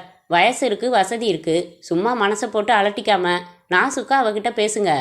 துர்காவை அனுபவிக்கிறது தான் என் நோக்கம்னா எனக்கு இந்த 1 வாரம் தேவையே இல்லை. மறுநாளே காரியம் முடிஞ்சிருக்கும். அதுக்கான ஏற்பாடுகள் எனக்கு தெரியும். நான் ஜெயிக்க நினைக்கிறது அவள் மனசை. அவள் என்னை விரும்பி ஏற்றுக்கணும். நான் ஆசைப்பட்ட மாதிரி அவள் என் மேலே ஆசைப்படணும். அவள் உங்களை காதலிக்கணும். அதான். முதல்ல மறைமுகமா உங்க மனசை அவளுக்கு தெரியப்படுத்தி அவ என்ன நினைக்கிறான்னு தெரிஞ்சுக்கங்க. அதுதான் எப்படின்னு யோசிக்கிறேன். எனக்கு எதையும் இதமா பதமா சொல்லி பழக்கம் இல்லை. பார்க்கலாம். உன்னை கல்யாணம் பண்ணிக்க ஆசைப்படுறேன்னு பளிச்சுன்னு சொல்றதுக்கு தயக்கமா இருக்கு. நல்லா தயங்கினீங்க போங்க. என்னை கொஞ்சம் உத்து பாருங்க. நான் தேர மாட்டேனா? நானும் பாவம் செஞ்சவ தான். நீங்க தாலி மட்டும் கட்டுங்க. நாய் மாதிரி உங்க காலடியில் கிடப்பேன். சி, உங்ககிட்ட போய் ஆலோசனை கேட்டேன் பாரு. நீ வந்த காரியத்தை பார்க்கலாம். அத்தியாயம் 7. கலட்டிட்டேன் என்றால் ஸ்டூல் மேல் ஏறி நின்ற துர்கா. கையில் அந்த சுவர் கடிகாரம். வேற எங்க மாட்டணும் சார் இத? சுழல் நாற்காலியில் மெதுவாக சுழன்றபடி புகைப்பிடித்த ஜெயபாண்டியன், உன்னை வேற ஒரு இடத்துல மாட்டுறதுக்காக அந்த கடிகாரத்தை கலட்ட சொல்லல. பின்ன அதை கீழே வச்சுடு. இறங்கி அருகில் வந்தாள். ஏன் சார், அந்த இடத்துல வேற கடிகாரம் வருதா? இல்ல, பின்ன எதுக்கு கலட்ட சொன்னீங்க? அதுல சாயங்காலம் 6 மணின்னு கரெக்டா டைம் காட்டி தொலையுது. அதை பார்த்துட்டு நீ புறப்பட்டு போயிடுற, அதான். சிரித்தாள். எக்ஸ்ட்ரா வேலைகள் இருந்தா பார்த்துட்டு தானே சார் போறேன். துர்கா மிட்டாய் ரோஸ் நிறத்தில் புடவையும் கருப்பு பிளவுஸும் போட்டு குதிரைவால் கொண்டையிட்டிருந்தாள். துர்கா, இப்படி உக்காரு. காட்டப்பட்ட எதிர் நாற்காலியில் அமர்ந்தாள். என்ன சார், நீ இங்கே வேலைக்கு சேர்ந்து எத்தனை நாளாச்சு? 32 நாளாச்சு சார். ஏன் இன்னும் முதல் மாத சம்பளம் கேட்கல? நீங்களா கொடுப்பீங்கன்னு தான் இன்னைக்கு சம்பளம் கொடுக்குறேன் துர்கா. உன் கையில் தரப்போறதில்ல. உங்கள் வீட்டுக்கு வந்து உன் அப்பா அம்மா கிட்ட கொடுக்கலாம்னு இருக்கேன். ஏன் சார் அப்படி? அது ஒரு சென்டிமெண்ட். வழக்கமாக என்கிட்ட புதுசாக வேலைக்கு சேர்றவங்களுக்கு முதல் மாத சம்பளம் அப்படித்தான் தர்றது. இன்னைக்கு ஈவினிங் நீ வேலை முடிஞ்சு போகிறப்போ நானும் வரேன். என்னோட காரில் போயிடலாம். ஓகே? சரி சார். அதுக்கு முன்னாடி எனக்கு உன் அபிப்பிராயம் வேணும். எதை பற்றி சார்? என்னை பற்றி. 1 மாதம் என்கிட்ட வேலை பார்த்துட்ட. உன் பார்வையில் நான் எப்படி தெரிகிறேன்? இதுவும் நான் ஒவ்வொரு ஸ்டாஃப் கிட்டையும் முதல் மாதம் முடிஞ்சதும் கேட்குற கேள்வி. பதில் சொல்லு. உண்மையை சொல்லணுமா இல்லை நீங்கள் மகிழணும்னு சொல்லணுமா? உண்மையாக சொல்லணும். உன் அபிப்பிராயத்தில் நான் மட்டமானவனா தெரிஞ்சா அதையும் சொல்லணும். நான் கோவப்பட மாட்டேன். உங்களை சரியாக புரிஞ்சுக்க முடியல சார். எங்கேயோ மனசில் டிஸ்டர்பன்ஸ் இருக்குது. நிறைய ஈகோ இருக்குது. திமிர் இருக்குது. சாதிக்கிற திறமை இருக்குது. எந்த பிரச்சனையையும் சந்திக்கிற துணிச்சல் இருக்குது. நிறைய கெட்ட பழக்கங்கள் இருக்கிற மாதிரி தெரியுது. பொதுவான ஒரு அலட்சியம் தெரியுது. ரொம்ப எப்பவாவது சென்டிமெண்ட்ஸ் தெரியுது. பணம் மேலே ஒரு வெறி இருக்குது உங்களுக்கு. அதுக்காக எதுவும் செய்வீங்க. சபாஷ், என்னை ரொம்ப சரியாக கணிச்சிருக்க. இன்னொரு சபாஷ், அதை சரியான வார்த்தைகளில் துணிச்சலாக சொல்லியிருக்க. எல்லாத்தையும் ஒத்துக்கிற பக்குவம் எனக்கு இருக்குது. எனக்கே தெரியும் என்கிட்ட நல்ல விஷயங்கள் கம்மி. ஆனால் நான் சின்ன வயசில் வாங்கின அடி யாரும் வாங்கியிருக்க முடியாது. உடம்புல மட்டும் சொல்லலை, மனசுலையும் தான். சரி விடு, அதெல்லாம் இப்போ வேணாம். அமைதியாக புகைத்தான். அவள் டைப் செய்ய துவங்கினாள். நடுநடுவில் நிமிர்ந்த போது அவன் தன்னையே பார்ப்பது தெரிந்தது. கொஞ்சம் குறுகுறுப்பாக இருந்தது. மாலையில் ஜெயபாண்டியன் காரில் முன்சீட்டில் சற்று தயக்கத்துடன் அமர்ந்தாள் துர்கா. காரை நிதானமாக செலுத்தினான் அவன். பசிக்குதுன்னா ஏதாச்சும் ஹோட்டல் போகலாம் துர்கா. இல்லை சார், எனக்கு பசி இல்லை. அட்லீஸ்ட் ஒரு கப் காஃபி எங்கள் வீட்டில் சாப்பிட்டுக்கலாம் சார். இல்லை, ஹோட்டலில் சாப்பிட்லாம். எனக்கு கம்பெனி கொடேன். அதற்கும் மேல் அவளால் மறுக்க முடியவில்லை. அந்த நட்சத்திர ஹோட்டலுக்குள் சற்று காம்ப்ளெக்ஸுடன் அவனுடன் நடந்தாள். மேஜையில் எதிரெதிரில் அமர்ந்ததும், வெறும் காஃபி மட்டும் போதுமா என்றான். போதும் சார். உனக்கு ஐஸ்கிரீம் பிடிக்குமே? எப்படி தெரியும் சார்? தெரியும் என்று சிரித்தான். துர்கா, என்ன சார், நீ அழகா இருக்க. நெளிந்தாள். தேங்க்யூ என்று சொல்ல வேண்டுமா அல்லது போங்க சார் என்று வெட்கத்தை நடித்து காட்ட வேண்டுமா? எனக்கு எவ்வளவு சொத்து இருக்கும்னு உனக்கு தெரியுமா துர்கா? செவிகளில் தொங்கும் டிராப்ஸ் அசைய. தெரியாது என்றாள். சரி, உன்னோட லட்சியங்கள் என்ன, ஆசைகள் என்ன? எனக்கு நிம்மதியான எதிர்காலம் அமையணும். எனக்கு வீட்டில் சமையல் கட்டோட வாழ்க்கையை முடிச்சுக்கிறதுல விருப்பமே இல்லை. கொஞ்சம் கொஞ்சமாக முன்னேறி ஒரு பெரிய தொழில் ஸ்தாபனத்தை நிர்வகிக்கணும்னு ஒரு லட்சியம் இருக்குது சார். என்கிட்ட நிர்வாகத்திறமை இருக்குன்னு நம்புகிறேன். எக்கச்சக்கமாக இருக்கு என்ற ஜெயபாண்டியன் அவளை பார்த்து சூழ்நிலைக்கு பொருந்தாமல் புன்னகைத்தான். எதுக்கு சார் சிரிக்கிறீங்க? இல்லை, உன் லட்சியத்தை அடைய கொஞ்சம் கொஞ்சமாக முன்னேறணும்னு சொன்னியே, அதை நினச்சேன். வேற வழி என்ன சார் இருக்கு? இருக்கு. ஒரே ஒரு வார்த்தையை நீ பேசினா போதும். நீ சொல்கிற லட்சியம் உடனே நிறைவேறும். என்ன வார்த்தை அது? சம்மதம். இதான் அந்த வார்த்தை. இந்த பதிலுக்கான கேள்வி என்ன? கேட்க போகிறது யாரு? நான் தான் கேள்வியின் நாயகன். கேள்வி அதை உங்கள் வீட்டில் வச்சு தான் கேட்க போகிறேன். உன் அப்பா அம்மா முன்னிலையில் தான் கேட்க போகிறேன். துர்கா மௌனத்தை அடைகாத்தாள். என் சொத்து எவ்வளவுன்னு சொல்லவே இல்லையே.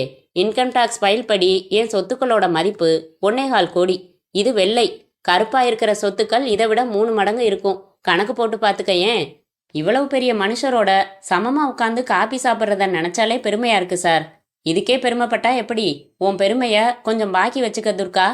காபி குடித்துவிட்டு மறுபடி காரில் பயணப்பட்ட போது 2 பேரும் மௌனமாக இருந்தார்கள். வீட்டு வாசலில் காரை விட்டு இறங்கியதும் வாங்க சார் என்று விட்டு உள்ளே அவசரமாக ஓடினாள் துர்கா. உள்ளே அம்மா அப்பாவிடம் பரபரப்பாக சொல்லி உள் அறையில் இருந்த தேவாவை அழைத்து வந்து வீட்டுக்குள் வந்த ஜெயபாண்டியனை அறிமுகப்படுத்தினாள். அப்பா ஜெயபாண்டியன் அமரப்போன நாற்காலியில் துரிதமாக தன் மேல் துண்டால் தட்டினார். நீங்க எங்க வீட்டுக்கு வந்திருக்கிறது நாங்க செஞ்ச பாக்கியம் என்றாள் அம்மா. தேவா அதை ரசிக்காமல் முகம் சுளித்தான். அதெல்லாம் ஒண்ணுமில்ல, உங்க பொண்ணோட முதல் மாச சம்பளத்தை நேர்ல பார்த்து கொடுத்துட்டு போகலாம்னு வந்தேன். என்ன சாப்பிட்றீங்க என்றார் அப்பா. எதுவும் வேணாம், இப்பதான் நாங்க 2 பேரும் ஹோட்டல்ல காபி சாப்பிட்டோம் என்றதும் தேவா தன் தங்கையை பார்த்தான். அவள் சங்கடமாக நெளிந்தாள். ஜெயபாண்டியன் தன் பேண்ட் பாக்கெட்டில் இருந்து ஒரு சிறிய காகித பொட்டலத்தை எடுத்தான். கோவில் அர்ச்சனை தட்டில் வைக்கும் விபூதி பொட்டலம் சைஸில் இருந்த அதை அப்பாவிடம் மகா பவ்யமாக எழுந்து நின்று கொடுத்தான். என்ன சார் இது? பிரிச்சு பாருங்க, இதுதான் முதல் மாச சம்பளம். அப்பா சற்று குழம்பி பிறகு பிரித்தார். தேவா அருகில் வந்து எட்டி பார்த்தான். அதில் தங்கத்தாலி ரோஸ் நிற மெல்லிய காகிதம் வைத்து மின்னல் அடித்தது. துர்கா அதிர்ந்து போனாள். எல்லாருக்கும் அதிர்ச்சியா இருக்கா? வெளிப்படையா சொல்றேன், எனக்கு கல்யாணமாகி மனைவி இறந்துட்டா. அவளோட நான் வாழ்ந்தது கொஞ்ச நாள் தான். அது பெரியவங்க பார்த்து நடத்தி வச்ச கல்யாணம். என் மனசுல பெருசா ஈடுபாடு இல்ல. என் வீட்டுல செத்து போன என் மனைவி போட்டோ கூட மாற்றதில்ல. எனக்கு கல்யாணம் ஆச்சுங்கிறதையே நான் மறந்துட்டேன். மறுபடி கல்யாணம் பண்ணிக்க ஆர்வம் இல்லாம இருந்தேன், உங்க பொண்ணை பாக்குற வரைக்கும். இத காதல்னு சொன்னா அபத்தமா இருக்கும். எனக்கு துர்காவை ரொம்ப பிடிச்சிருக்கு. அவளை நான் உங்க எல்லாரோட சம்மதத்தோட கல்யாணம் பண்ணிக்க ஆசைப்படுறேன். அனைவரும் ஸ்தம்பித்து நின்றார்கள். இது உங்களுக்கு பிரமிப்பா இருக்கலாம், என்ன பதில் சொல்றதுன்னு தவிப்பா இருக்கலாம். நான் புறப்படுறேன். உங்க எல்லாரோட முடிவையும் நாளைக்கு துர்கா கிட்ட சொல்லி அனுப்புங்க. ஜெயபாண்டியன் எழுந்து நடந்து துர்காவை கடக்கும்போது, துர்கா, உனக்கு இப்படி ஒரு அதிர்ஷ்டம் அடிக்கும்னு நீ எதிர்பார்த்திருக்கவே மாட்ட இல்ல? சந்தோஷத்துல இன்னைக்கு ராத்திரி பூரா தூங்க போறதில்ல நீ.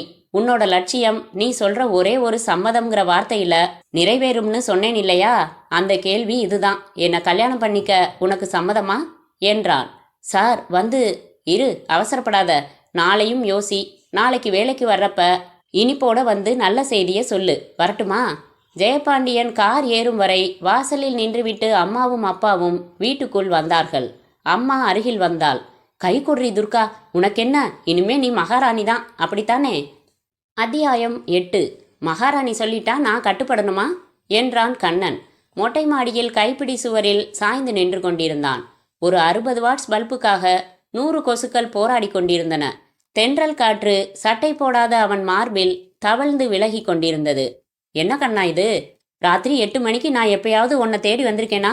ஜோக்கடிக்காம சீரியஸா என்ன விஷயம்னு கேட்டுக்க மாட்டியா என்றாள் துர்கா. அவள் 2 தோள்களிலும் கைகளை வைத்து, சரி சொல்லு, என்ன விஷயம்? ஈவினிங் என்னோட பாஸ் என் வீட்டுக்கு வந்தாரு. யாரு? ஜெயபாண்டியனா? ஆமா. எதுக்கு? என் முதல் மாச சம்பளத்தை வீட்டுல கொடுக்கறதுக்கு. இது ஒரு விஷயம்னு அறக்க பறக்க வந்து சொல்றியா? முழுசா கேளே. முதல் மாச சம்பளமா அவர் கொடுத்தது ஒரு பொட்டலம். அதுக்குள்ள இருந்தது புது தாலி. புரியலையே. இதென்ன டைரக்டோரியல் டச்? அவர் என்ன கல்யாணம் செய்துக்க ஆசைப்படுறாராம். கண்ணன் முந்திக்கிட்டாருன்னு சொல்ல வேண்டியதானே? Better luck in the next ஜன்மம்னு வாழ்த்துறது தானே. உனக்கு விளையாட்டா இருக்கா? என்ன பதில் சொன்னீங்க? நாளை காலையில பதில் சொன்னா போதும்னு சொல்லிட்டு போயிட்டாரு. சாரி சார், சான்ஸ் இல்லைன்னு சொல்றதுக்கு உனக்கு நாளைக்கு வரைக்கும் டைம் தேவைப்படுதா துர்கா? சொல்றத கேளுப்பா. அவர் போனதும் வீட்டில் ஒரே புயல். நான் கோபமா கத்திட்டு புறப்பட்டு வந்துட்டேன். அட பாவி, சண்டை போட்டுட்டு வந்திருக்கியா? பின்ன இது நல்ல அதிர்ஷ்டம், சரின்னு சொல்லுடின்னு அம்மா பிடிச்சுக்கிட்டா. அப்பா, இது அவளோட வாழ்க்கை பிரச்சனை, அவ தான் முடிவெடுக்கணும்னு ரொம்ப டீசெண்டா சொல்லிட்டாரு. தேவா என்ன சொன்னாரு? இந்த சந்தடியில அண்ணன் நம்ம லவ் மேட்டரை போட்டு உடைச்சிட்டாரு. அப்பா அம்மாவுக்கு ஷாக். அப்பா சுதாரிச்சுக்கிட்டு பையன் யாரு என்னன்னு விவரம் கேட்டாரு. அம்மா தான் காட்டு கத்தலா கத்தினாங்க. நான் ஓடி வந்துட்டேன். உன் முதலாளிக்கு தேங்க்ஸ் சொல்லியாகணும். ஏன்? அந்த ஆள் ஒரு பிரச்சனையை ஆரம்பிச்சு வச்சதால தான் நம்ம லவ் மேட்டர் உங்க பேரண்ட்ஸுக்கு தெரிஞ்சுது. இதை எப்படி தெரியப்படுத்துறதுன்னு தயங்கிக்கிட்டே இருந்தியே. இப்ப வேலை சுலபமாயிடுச்சு. சரி, நாளைக்கு ஜெயபாண்டியனுக்கு நான் என்ன பதில் சொல்றது கண்ணா? உன்கிட்ட பதில் இல்லையா என்றான் கோபமாக. உடனே கோபப்படாத. அவன் கோடி கோடியா கொண்டு வந்து காலடியில கொட்டினாலும் பதில் மாறிடுமா என்ன? நான் உன்னை கேட்டது அவர் மனசு புண்படாம நாசுக்கா எப்படி சொல்றதுன்னு தான். இதுல என்ன நாசுக்கு? நான் ஏற்கனவே ஒருத்தரை லவ் பண்றேன், அவரைத்தான் கல்யாணம் பண்ணிக்க போறேன்னு பளிச்சுன்னு சொல்லிட வேண்டியதுதானே? ரொம்ப நொந்துர மாட்டாரு? அப்போ சம்மதம்னு சொல்லிடு. என்னப்பா இது? பின்ன என்ன? அவன் மனசு நொந்து போகக்கூடாதுன்னா அப்படித்தான் சொல்லணும். சரி விடு, என் ப்ராப்ளம் புரியாம நீ கோவப்படுற. அவர் வந்து கேட்டாருன்னு தானே சொன்னேன், நானா சபலப்பட்டேன்? அவன் கேட்டதையே தாங்க முடியல துர்கா, அந்த எரிச்சல் தான். அவனுக்கு நீ உரிமையாக போறதில்ல, அது வேற விஷயம். ஆனா அந்த ராஸ்கல் உன்னை மனசுல நினைச்சிருக்கானே. என்னப்பா இவ்வளவு சென்சிட்டிவா இருக்க நீ? பிகாஸ் என்ற கண்ணன் அவள் வலது புறங்கையை உயர்த்தி அங்கே முத்தமிட்டு, because I love you so much. அத்தியாயம் 9. ஐ லவ் யூன்னு சொல்லிட்டாலே அது காதலாகிடுமா சார் என்றாள் துர்கா. கை புடவை தலைப்பு முனையில் சுருட்டல் விளக்கல் பணி செய்து கொண்டிருக்க, பங்களாவின் புல்வெளியில் இருந்த சின்ன ஊஞ்சலில் மெதுவாக அசைந்து கொண்டிருந்த ஜெயபாண்டியன் அவளை நிமிர்ந்து பார்த்தான். இந்த பாரு துர்கா, இந்த பீடிகை வேணாம். நான் சஸ்பென்ஸ் தாங்காம தவிப்போட காத்துக்கிட்டு இருக்கேன். நேத்து ராத்திரியே என் குடும்ப ஜோசியருக்கு ஃபோன் செஞ்சு பேசிட்டேன். இதே மாசத்துல இன்னும் 10 நாள் கழிச்சு நல்ல முகூர்த்தம் இருக்குதுன்னு சொன்னாரு. மௌனமாக தலை குனிந்து நின்றாள் துர்கா. என்ன பதில் சொல்லு? தயங்கினாள், எச்சில் விழுங்கினாள். வெரி குட், மௌனம் சம்மதத்துக்கு அறிகுறி. சார் அப்படி இல்ல, மௌனம் சங்கடத்துக்கும் அறிகுறி. தெளிவா சொல்லு. நான் உங்களுக்கு நல்ல பதில் சொல்ல முடியாது சார். ஊஞ்சலின் ஆட்டத்தை நிறுத்தி எழுந்தே விட்டான். தாடை நரம்பசைய ஏன் கத்தினான். சார், நீங்க என் மேல ஆசைப்பட்டத நான் தப்பா நினைக்கல. அதை தெரிவிச்சதும் ரொம்ப நாகரிகமான முறையில தான். ஆனா ஆனா நான் ஏற்கனவே ஒருத்தரை லவ் பண்றேன். நிஜமா? நிஜமாதான் சார். கண்ணன்னு பேரு. 1 வருஷத்துக்கும் மேல நாங்க ரொம்ப அன்பா பழகிட்டு இருக்கோம். இது எங்க 2 பேர் வீட்டுக்கும் தெரியும். சற்று நேரமாயிற்று ஜெயபாண்டியனுக்கு விஷயம் தந்த அதிர்ச்சியின் அலைகள் அடங்குவதற்கு. உள்ளே கோபமும் ஆத்திரமும் ஏமாற்றமும் கூட்டணியாய் பொங்கிற்று. துர்கா, இந்த பதில நான் எதிர்பார்க்கல. என்ன பண்றது சார்? உண்மையான பதில தானே சொல்ல முடியும். துர்கா, இதுவரைக்கும் நான் நினைச்ச எதையும் நடத்தாம விட்டதில்ல. ஒரு காரியம் நடக்கலன்னா அதை நான் நினைக்கலன்னு அர்த்தம். உன் மேல எனக்கு ஆசைன்னு கூட சொல்ல முடியாது, ஒரு வெறின்னே சொல்லலாம். எனக்கு அதெல்லாம் எதுவும் தெரியாது. நீ எனக்கு வேணும், என் பொண்டாட்டி ஆகணும் நீ. அவனை சற்று வெறுப்புடன் பார்த்தாள். என்ன பாக்குற? நீ வேற ஒரு ஆம்பளை கிட்ட பழகினத நான் மறந்து உன்னை ஏத்துக்க தயார். நீங்க தயாரா இருந்துட்டா போதுமா சார்? நீயும் தயாராகிடு, மறந்துடு அவனை. இது நாகரிகம் இல்ல சார். காதல் என் தனிப்பட்ட விஷயம். அதுல நீங்க தலையிடுறது தப்பு. நீ என் மனைவின்னு என் மனசுல எழுதிட்டேன். அப்புறம் உனக்கு மட்டும் தனியா எந்த விஷயமும் இல்ல துர்கா. வரம்பு மீறி பேசுறீங்க சார். இவ்வளவு நேரம் பேசுறதே கிடையாது. துர்கா, அவனை மறந்துடு. என்ன கல்யாணம் பண்ணிக்கோ. இம்பாசிபிள். நிச்சயமான பதிலா இது? படு நிச்சயம். மறுபடி வேணும்னாலும் யோசி. என் சொத்துக்களை நினைச்சு பாரு. எனக்கு வேண்டியது என் மனசுக்கு பிடிச்சவரோட வாழ போற நிம்மதியான வாழ்க்கை மட்டும்தான் சார். உன் லட்சியத்தை நிறைவேற்றிக்க வேணாமா? படிப்படியா நிறைவேற்றிக்கிறது தான் என் திட்டம். அப்ப என்னதான் சொல்ற? இந்தாங்க சார். கைப்பையில் இருந்து ஒரு கவர் எடுத்து நீட்டினாள். அவன் அதை கையில் வாங்காததால் அருகில் இருந்த டீப்பாய் மேல் வைத்தாள். நான் வரேன் சார். நடக்க துவங்கினாள். ஏய் நில்லு. என்ன அது? என் ராஜினாமா லெட்டர். ஓஹோ, என்னை பத்தி நீ தெரிஞ்சு வச்சிருக்கிறது ரொம்ப கம்மிதான் துர்கா. என் கோபத்தை உன் குடும்பத்தால தாங்கிக்க முடியாதுமா. என்ன சார் மிரட்டி பாக்குறீங்களா? உண்மையை சொன்னேன். எனக்கு ஏதாவது காரியம் ஆகணும்னா டெலிஃபோனை எடுத்து மடியில வச்சுக்குவேன். டயல் தொடுவேன். 4 வார்த்தை பேசுவேன். கச்சிதமா காரியம் முடிஞ்சிடும். கல்யாணம்ங்கிறது மிரட்டி பண்ணிக்கிறது இல்ல. காதுல வைர கம்மல் போட்டா அழகா இருக்கும் துர்கா. ஆனா கம்மல் போடணும்னா முதல்ல காது குத்தியாகணும். காது குத்துறப்போ கொஞ்சம் வலிக்கத்தான் செய்யும். இந்த காது குத்துற வேலையெல்லாம் என்கிட்ட வேணாம் சார். எனக்கு ஏற்கனவே காது குத்தி கம்மல் போட்டாச்சு. கௌரவமா எங்களை வாழ்த்துங்க சார், மனசிருந்தா. துர்கா வேகமாக நடந்து சென்றாள். காற்றில் நழுவி தரையில் விழுந்தது அவள் வைத்துவிட்டு போன அந்த ராஜினாமா கடிதம். அதே டீஃபாய் மேல் இருந்த கார்லஸ் டெலிபோனை பார்த்தான் ஜெயபாண்டியன். அவன் கண்கள் சிவந்து போயிருந்தன. டெலிபோனை எடுத்தான். எண்கள் தொட்டான். காவேரி வரியா? வேலை இருக்கு. அத்தியாயம் 10. என்ன வேலை அங்க என்றாள் துர்கா. கடல் அலைகள் தத்தி தத்தி வந்தன. இருட்ட துவங்கி இருந்தது. கூந்தலை அலைக்கழிக்கும் காற்று சிறுவர்களின் பலூன் பந்துகளை திருடி கொண்டது. மணல்வெளி முழுக்க காலடி நசுங்கல்கள். ஆபீஸ் வேலை தான். பெங்களூர்ல குளிர் அதிகமா இருக்கும்ல? ஒரு பெக்கு சாப்பிட்டா குளிர் தெரியாது. உதப்பேன் படவா. அதெல்லாம் பண்றதில்லன்னு ப்ராமிஸ் பண்ணியிருக்க நீ. சும்மா சொன்னேன். முந்தி ஃப்ரெண்ட்ஸோட எப்பயாவது பீர் மட்டும்தான் குடிச்சுக்கிட்டு இருந்தேன். உன்னோட பழக ஆரம்பிச்சதும் நிறுத்தியாச்சு. நியாயமா தேவையும் படல. ஐ மீன், உன்னை பாக்குறப்ப கிடைக்கிற போதை ஸ்ரீவாஸ்ரீகள்ல கூட கிடைக்காது துர்கா. ஐயோ, இன்னைக்கு ரொம்ப புகழற நீ. வந்ததுமே என் முகம் மினுமினுப்பா இருக்குன்னு சொன்ன. இப்போ போதைன்ற. இன்னும் ஏதாச்சும் பாக்கி வச்சிருக்கியா கண்ணா? துர்கா, பெங்களூர்ல நான் ஆஃபீஸ் குவார்ட்டர்ஸ்ல தான் தங்குவேன். அங்க ஃபோன் இருக்கு. தினம் ஒரு தடவை ஃபோன் பண்றியா? பண்றேன். எத்தனை நாள் ஆகும் திரும்ப? 4 நாள். 5 நாளானாலும் வேலை இழுத்துடலாம். 3 நாளா சுருக்கிட முடியாதா? முயற்சி பண்றேன். உன்னை பார்க்காம என்னால் ஒரு நிமிஷம் கூட இருக்க முடியாதுன்னு பேத்த விரும்பல கண்ணா. But I will miss you. நான் ஊருக்கு போயிடுறப்போ நீ மட்டும்தான் என்னை மிஸ் பண்ணுறியா துர்கா? Me two. இந்த காதலில் மட்டும் நாள் பட தவிப்பு அதிகமாகிட்டே தான் போகுது.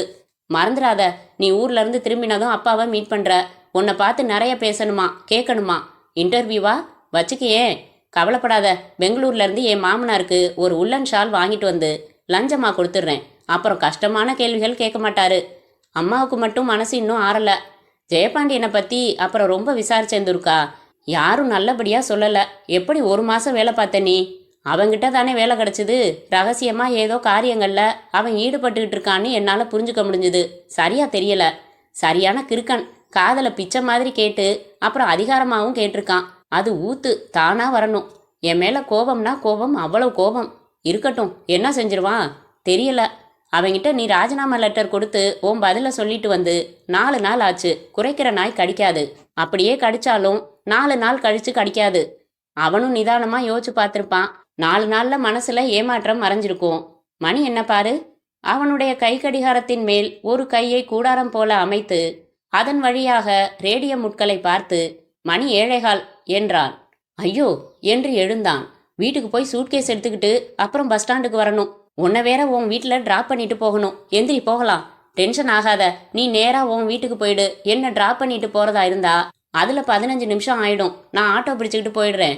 மெயின் ரோடு வந்து அவளுக்கு ஆட்டோ ஒன்றை அமர்த்தி அவள் உட்கார்ந்ததும் கையசைத்து விட்டு தன் மோட்டார் பைக்கை ஸ்டார்ட் செய்தான். முதல் கியரில் இருந்து 2ஆம் கியர் வந்தான். 2ல் இருந்து 3க்கு, 3ல் இருந்து டாப் கியருக்கு. முழு வேகத்தில் சீரலாக வண்டியை அவன் மிரட்ட காந்தி சிலை அருகே அவன் சாலையை கடந்தபோது அந்த பைக் ஆங்கிலப்பட ட்ரெய்லர் காட்சியில் போல டமால் என அக்னி பிளம்புகளுடன் வெடித்து சிதறியது.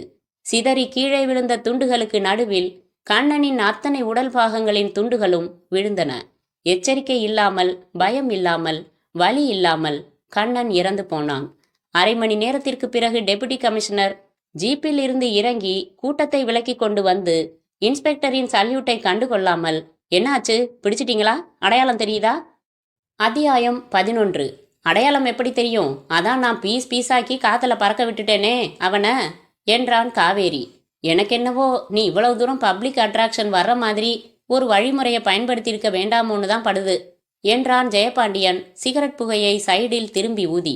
காவேரி அசிங்கமாக சிரித்து தன் பேண்ட் பாக்கெட்டில் இருந்து மடக்கி எடுத்து வந்த அன்றைய காலை தினசரியை பிரித்து, படிக்கிறேன் கேளுங்க சார். இந்த வெடிகுண்டு விபத்தில் இறந்து போன வாலிபர் கண்ணன் தீவிரவாத இயக்கத்தின் தொடர்பு உடையவராக இருக்கலாம் என்றும் அவரின் விரோத போக்கு காரணமாக இயக்கத்தின் பழிவாங்கும் நடவடிக்கையாக இந்த கொலை நடந்திருக்க கூடும் என்றும் இந்த வழக்கை விசாரிக்கும் போலீஸ் உயர் அதிகாரி ஒருவர் கருத்து தெரிவித்திருக்கிறார். இந்த கோரமான கொலைக்கு வேறு ஏதாவது பின்னணி காரணம் இருக்கலாமா என்றும் விசாரித்து வருவதாகவும் அவர் மேலும் தெரிவித்தார் என்று படித்து காட்டினான். ஆக இது தனிநபர் செயல்னு போலீஸ் நினைக்காதுன்னு சொல்ற என்றான் ஜெயபாண்டியன். நிச்சயமா. ஏன்னா நான் உபயோகிச்ச வெடிகுண்டு ஒரு குறிப்பிட்ட தீவிரவாத இயக்கம் வழக்கமா உபயோகிக்கிற வெடிகுண்டு. அது மட்டும் இல்ல, நான் இன்னொரு காரியமும் செஞ்சேன். என்ன அது? அந்த தீவிரவாத இயக்கத்தோட சில புத்தகங்கள், சில நோட்டீஸ்களை கண்ணனோட வீட்டில் ரகசியமாக அவன் புக் ஷெல்ஃபில் வச்சுட்டேன். அதையெல்லாம் போலீஸ் கைப்பற்றி இருக்கு சார். ஜெயபாண்டியன் காவேரியை கட்டி தழுவி கொண்டான். கிரேட் காவேரி, உடனடியாக உன் மூளையை இன்ஷூர் பண்ணிடு. மாஸ்டர் ஆஃப் கில்லிங்டா நீ. ரொம்ப புகழ்ந்தான் நான் ரொம்ப எதிர்பார்ப்பேன் சார். உனக்கு உன் எதிர்பார்ப்புக்கும் மேலே கொடுத்து தான் எனக்கு பழக்கம். கேளு, எவ்வளோ வேணும்? செக்கா கேஷா? செக்கா? அப்படின்னா சரி, பணமாகவே தரேன். இப்போ வேணாம். ஒருவேளை உங்கள் வீட்டை போலீஸ் கண்காணிக்கலாம். நான் பணத்தோட வெளியில் போகிறப்போ என்னை மடக்கிட்டா நான் பணத்துக்கு சரியான பதில் சொல்ல முடியாது. உங்ககிட்ட இருந்தால் அது பேங்க் லாக்கரில் இருக்கிற மாதிரி. நான் 10-15 நாள் கழித்து வந்து வாங்கிக்கிறேன். வரேன் சார். உற்சாகமாக தலையசைத்தான் ஜெயபாண்டியன். சரி, எதிர்த்தரப்பு ரியாக்ஷனை தெரிஞ்சுக்க சொன்னேனே. அந்த துர்காவை இப்போ பார்த்தா அசோகவனத்து சீதை சார். 3 நாளாக எதுவும் சாப்பிடல, யார் கூடவும் பேசல, வீட்டிலையே உட்காந்து கிடக்கா. அவங்க வீட்டில் எல்லாரும் அவளுக்கு ஆறுதல் சொல்லிக்கிட்டு இருக்காங்க. 1 வாரத்தில் அதிர்ச்சி களைஞ்சிடும். பாவம், என்கிட்ட போய் முடியாதுன்னு சொல்லலாமா? அப்போ நான் வரேன் சார். காவேரி அரை வணக்கம் வைத்துவிட்டு புறப்பட்டான். இருக்கலாம் என்றார் இன்ஸ்பெக்டர் பழனிவேலு. ஆனால் உங்களால் நிரூபிக்க முடியுமா? அவர் மனைவி கொடுத்த காப்பியை ஆடை படிய விட்ட தேவா விரக்தியாக தலையசைத்தான். எப்படிப்பா முடியும் என்றான். தேவா, உன் வேதனை எனக்கு புரியுது. நான் காக்கி சட்டை போடுறவன். அதுக்காக என் டிபார்ட்மெண்ட் முழுக்க நேர்மையானதுன்னு பொய் சொல்ல முடியாது. இந்த கேஸை டீல் பண்ற அசிஸ்டன்ட் கமிஷனர் சரியில்லை. அவர் கத்த கத்தையா பணம் வாங்குறவரு. நான் விசாரிச்ச வரைக்கும் கண்ணன் வீட்டில இருந்து துண்டு பிரசுரங்களும் தீவிரவாதம் சம்பந்தப்பட்ட புத்தகங்களும் கைப்பற்றப்பட்டிருக்கிறது உண்மைதான். தேவா சிரித்தான். இப்போ உனக்கு தெரியாம உன் வீட்டில் நான் கொண்டு வந்து அந்த மாதிரி வச்சுட்டு போயிட்டா நீயும் தீவிரவாதின்னு அர்த்தமா? ரைட்டு, இது சதிதான். ஆனா சட்டத்துக்கு ஆதாரம் வேணும், உண்மை வேணும். என் தங்கை கண்ணனை காதலிச்சது உண்மை. அதுக்கு 100 ஆதாரங்கள் தர முடியும் என்னால. அப்புறம் துர்கா ஜெயபாண்டியன் கிட்ட வேலை பார்த்ததுக்கு ஆதாரமா அப்பாயின்மெண்ட் ஆர்டர் இருக்கு. அப்புறம் ஜெயபாண்டியன் எங்க வீட்டுக்கு வந்து துர்காவை கல்யாணம் பண்ணிக்க விருப்பம் தெரிவிச்சது உண்மை. நாங்க அத்தனை பேரும் வீட்டில் இருந்தோம். அவன் கொடுத்த தங்கத்தாலி கூட வீட்டில் இருக்கு. உன் குடும்பத்தோட சாட்சியங்கள் பலம் சேர்க்காது.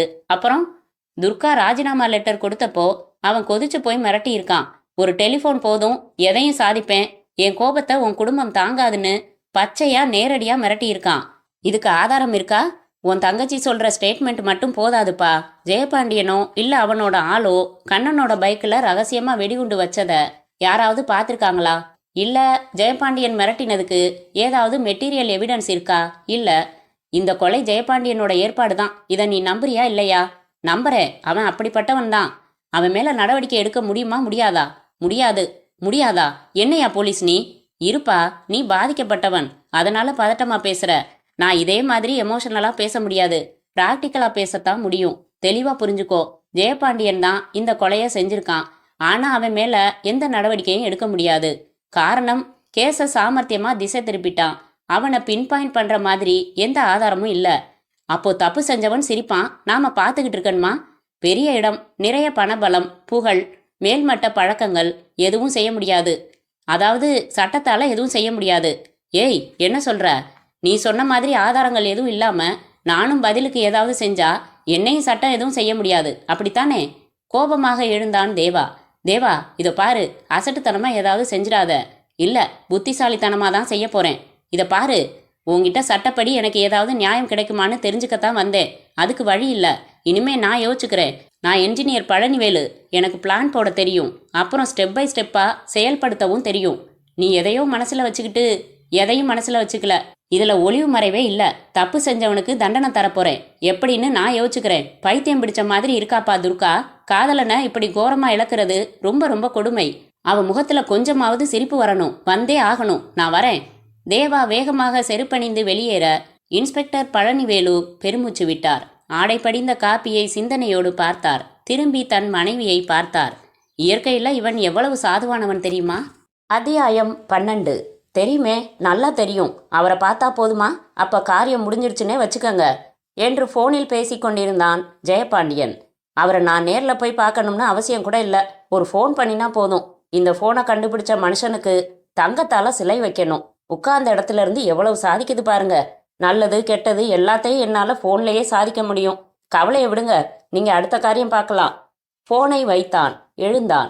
கழற்றி மாட்டி இருந்த ஓவர் ஜாக்கெட்டை எடுத்து அணிந்து கொண்ட போது கதவை தட்டி உள்ளே வந்தார் மேனேஜர். சார், இந்த 3 செக்கில் மட்டும் கையெழுத்து போட்டுடுங்க. வீட்டுக்கு புறப்பட்டுட்டேனே sir. Sorry sir, statement check பண்ணி செக் ப்ரிப்பேர் பண்ண லேட் ஆயிடுச்சு. இந்த செக்கை இன்னைக்கே கூரியரில் அனுப்பிச்சாகணும். சரி, கொண்டாங்க. கையெழுத்து வாங்கி கொண்டு அவர் சென்றதும் மேஜை மேலிருந்த கார் சாவியை எடுத்தான். ஒலித்த டெலிஃபோனையும். Hello, Jayapandian speaking. வணக்கம் ஜெயபாண்டியா என்றது முரட்டு குரல். வணக்கம், யாரு? உன்னோட சின்ன சின்ன ஆசை என்ன? அட, நீங்க யாரு? உனக்கு பதவி தரப்போறவன். பதவியா? சாதாரண பதவி இல்ல, சிவலோக பதவி. நான்சென்ஸ். மறுபடி கேட்குறேன், உன்னோட சின்ன சின்ன ஆசைகள் என்ன? அப்படி ஏதாச்சும் இருந்தா சீக்கிரமா நிறைவேற்றிக்கப்பா. எனக்கு எப்பவுமே சின்ன ஆசைகள் கிடையாது மிஸ்டர். நான் ஆசைப்பட்டா பெருசாக ஆசைப்படுறதான் வழக்கம். மரணத்து மேலே ஆசை உண்டா? ஸ்டூபிட், யாரா நீ? இன்னும் தெளிவாக சொல்லணுமா? உன்னை கொலை செய்ய போகிறேன். என்னமோ ஷேவ் செய்ய போகிறது மாதிரி சொல்கிறியே. கொஞ்சம் கஷ்டம்தான், ஆனால் செய்ய போகிறேன். சரி, எதுக்கு அட்வான்ஸ் நோட்டீஸ்? ஒரு சவாலாக இருக்கட்டுமேனு தான். பேர் சொல்லாமல் பேசுகிறதுக்கு கோடைத்தனம்னு பேர் சொல்லலாமா? இல்லை, நான் கோடை இல்லை. என் பேர் ராஜேந்திரன். என்னை இது வரைக்கும் அறிமுகப்படுத்திக்கிட்டதில்ல. முதல் அறிமுகத்தில் வழக்கமாக எல்லோரும் கை குலுக்கிக்குவாங்க. நான் உன்னை கொலை செய்ய போகிறேன். போடா டேய், இதெல்லாம் எனக்கு சகஜம். ஆனால் இது சீரியஸ். சரி, எதுக்காக என்னை கொலை செய்ய துடிக்கிற? நான் ஒரு பேரை சொன்னா நான் ஏன் துடிக்கிறேன்னு உனக்கு புரியும். தர்மதுரை, புரியுதா? வச்சிரவா? எதிர்முனை வைக்கப்பட்டது. தர்மதுரை தொழிலாளி, யூனியன் தேர்தலில் தலைவனாக முயற்சித்தான்.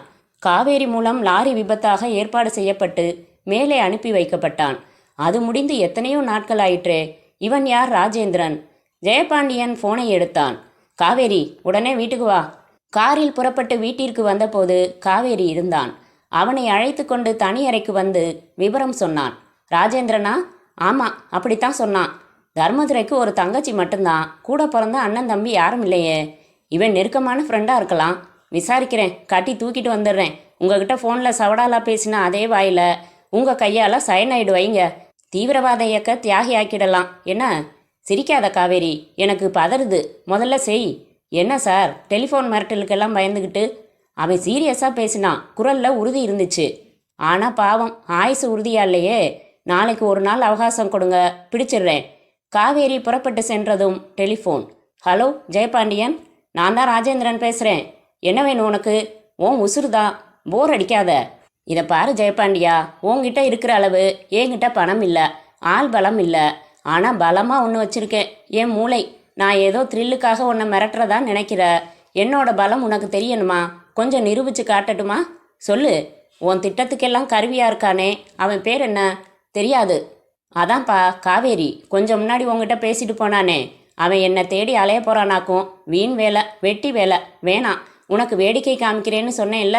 ஃபோனை வச்சுட்டு உன்னோட நாய் டைகரை கூப்பிடு. ஃபோன் எதிர்முனையில் வைக்கப்பட்டது. குழப்பமுற்றார் ஜெயபாண்டியன். டைகர் என்று கத்தினான். அவனது விசுவாச நாய் அவன் குரல் கேட்டு ஓடி வரவில்லை. வீட்டில் இருந்த வேலைக்காரர்களை அழைத்தான். எங்கடா டைகர்? இங்கே தானே இருந்துச்சு. 2 நிமிஷத்தில் டைகர் என் முன்னாடி இருக்கணும், போய் தேடி கொண்டு வாங்க. கத்தினான். அவர்கள் ஓடினார்கள். கொஞ்ச நேரத்தில் திரும்பினார்கள். ஒருவன் கைகளில் டைகர், அதன் வயிற்றில் இருந்து ஒழுகும் ரத்தம். டைகர் நாக்கு தள்ளி இறந்து போயிருந்தது. ஐயா, தோட்டத்தில் நம்ம டைகரை யாரோ யாரோ. ஜெயபாண்டியனின் கண்கள் சிவப்பேறின. ஒலித்த டெலிஃபோனை வயர் அறுந்துவிடும் வேகத்துடன் எடுத்தான். என்ன ஜெயபாண்டியா, நாய் செத்து போச்சா? அதுக்காக வருத்தப்படுறியா? போயிட்டு போகுது விடு, நாய் தானே. டேய் டேய், என் பேர் டேய் இல்லை, ராஜேந்திரன். இன்னைக்கு இந்த அதிர்ச்சி போதும்னு நினைக்கிறேன். உனக்கு தைரியம் இருந்தா ஏன் எதிரில் வந்து நில்லுடா. நிற்கத்தானே போகிறேன், இன்னைக்கு இல்லை நாளைக்கு. ஃபோன் வைக்கப்பட்டதும் ஆத்திரமாக ஃபோனை வைத்த ஜெயபாண்டியன் கையில் செத்த நாயுடன் நின்ற வேலைக்காரர்களை பார்த்தான். நம்ம தோட்டத்துக்குள்ளே வந்து தைரியமாக நம்ம நாயை சுட்டுட்டு போயிருக்கான். நிற்காதீங்கடா என் முன்னால், போய் தொலைங்கடா எங்கேயாவது. உச்சக்குரலில் கத்தினான். பாத்ரூம் சென்று தண்ணீரை முகத்தில் அரைந்து கொண்டான். ரெஃப்ரிஜிரேட்டர் திறந்து விஸ்கி எடுத்தான். எதுவும் கலக்காமல் குடித்தான். ஃபோனை எடுத்தான். ஹலோ, நான் ஜெயபாண்டியன் பேசுகிறேன். டெப்டி கமிஷனர் வேந்தன் இருக்காரா? ஐயா சாப்பிட்டுக்கிட்டு இருக்காரு.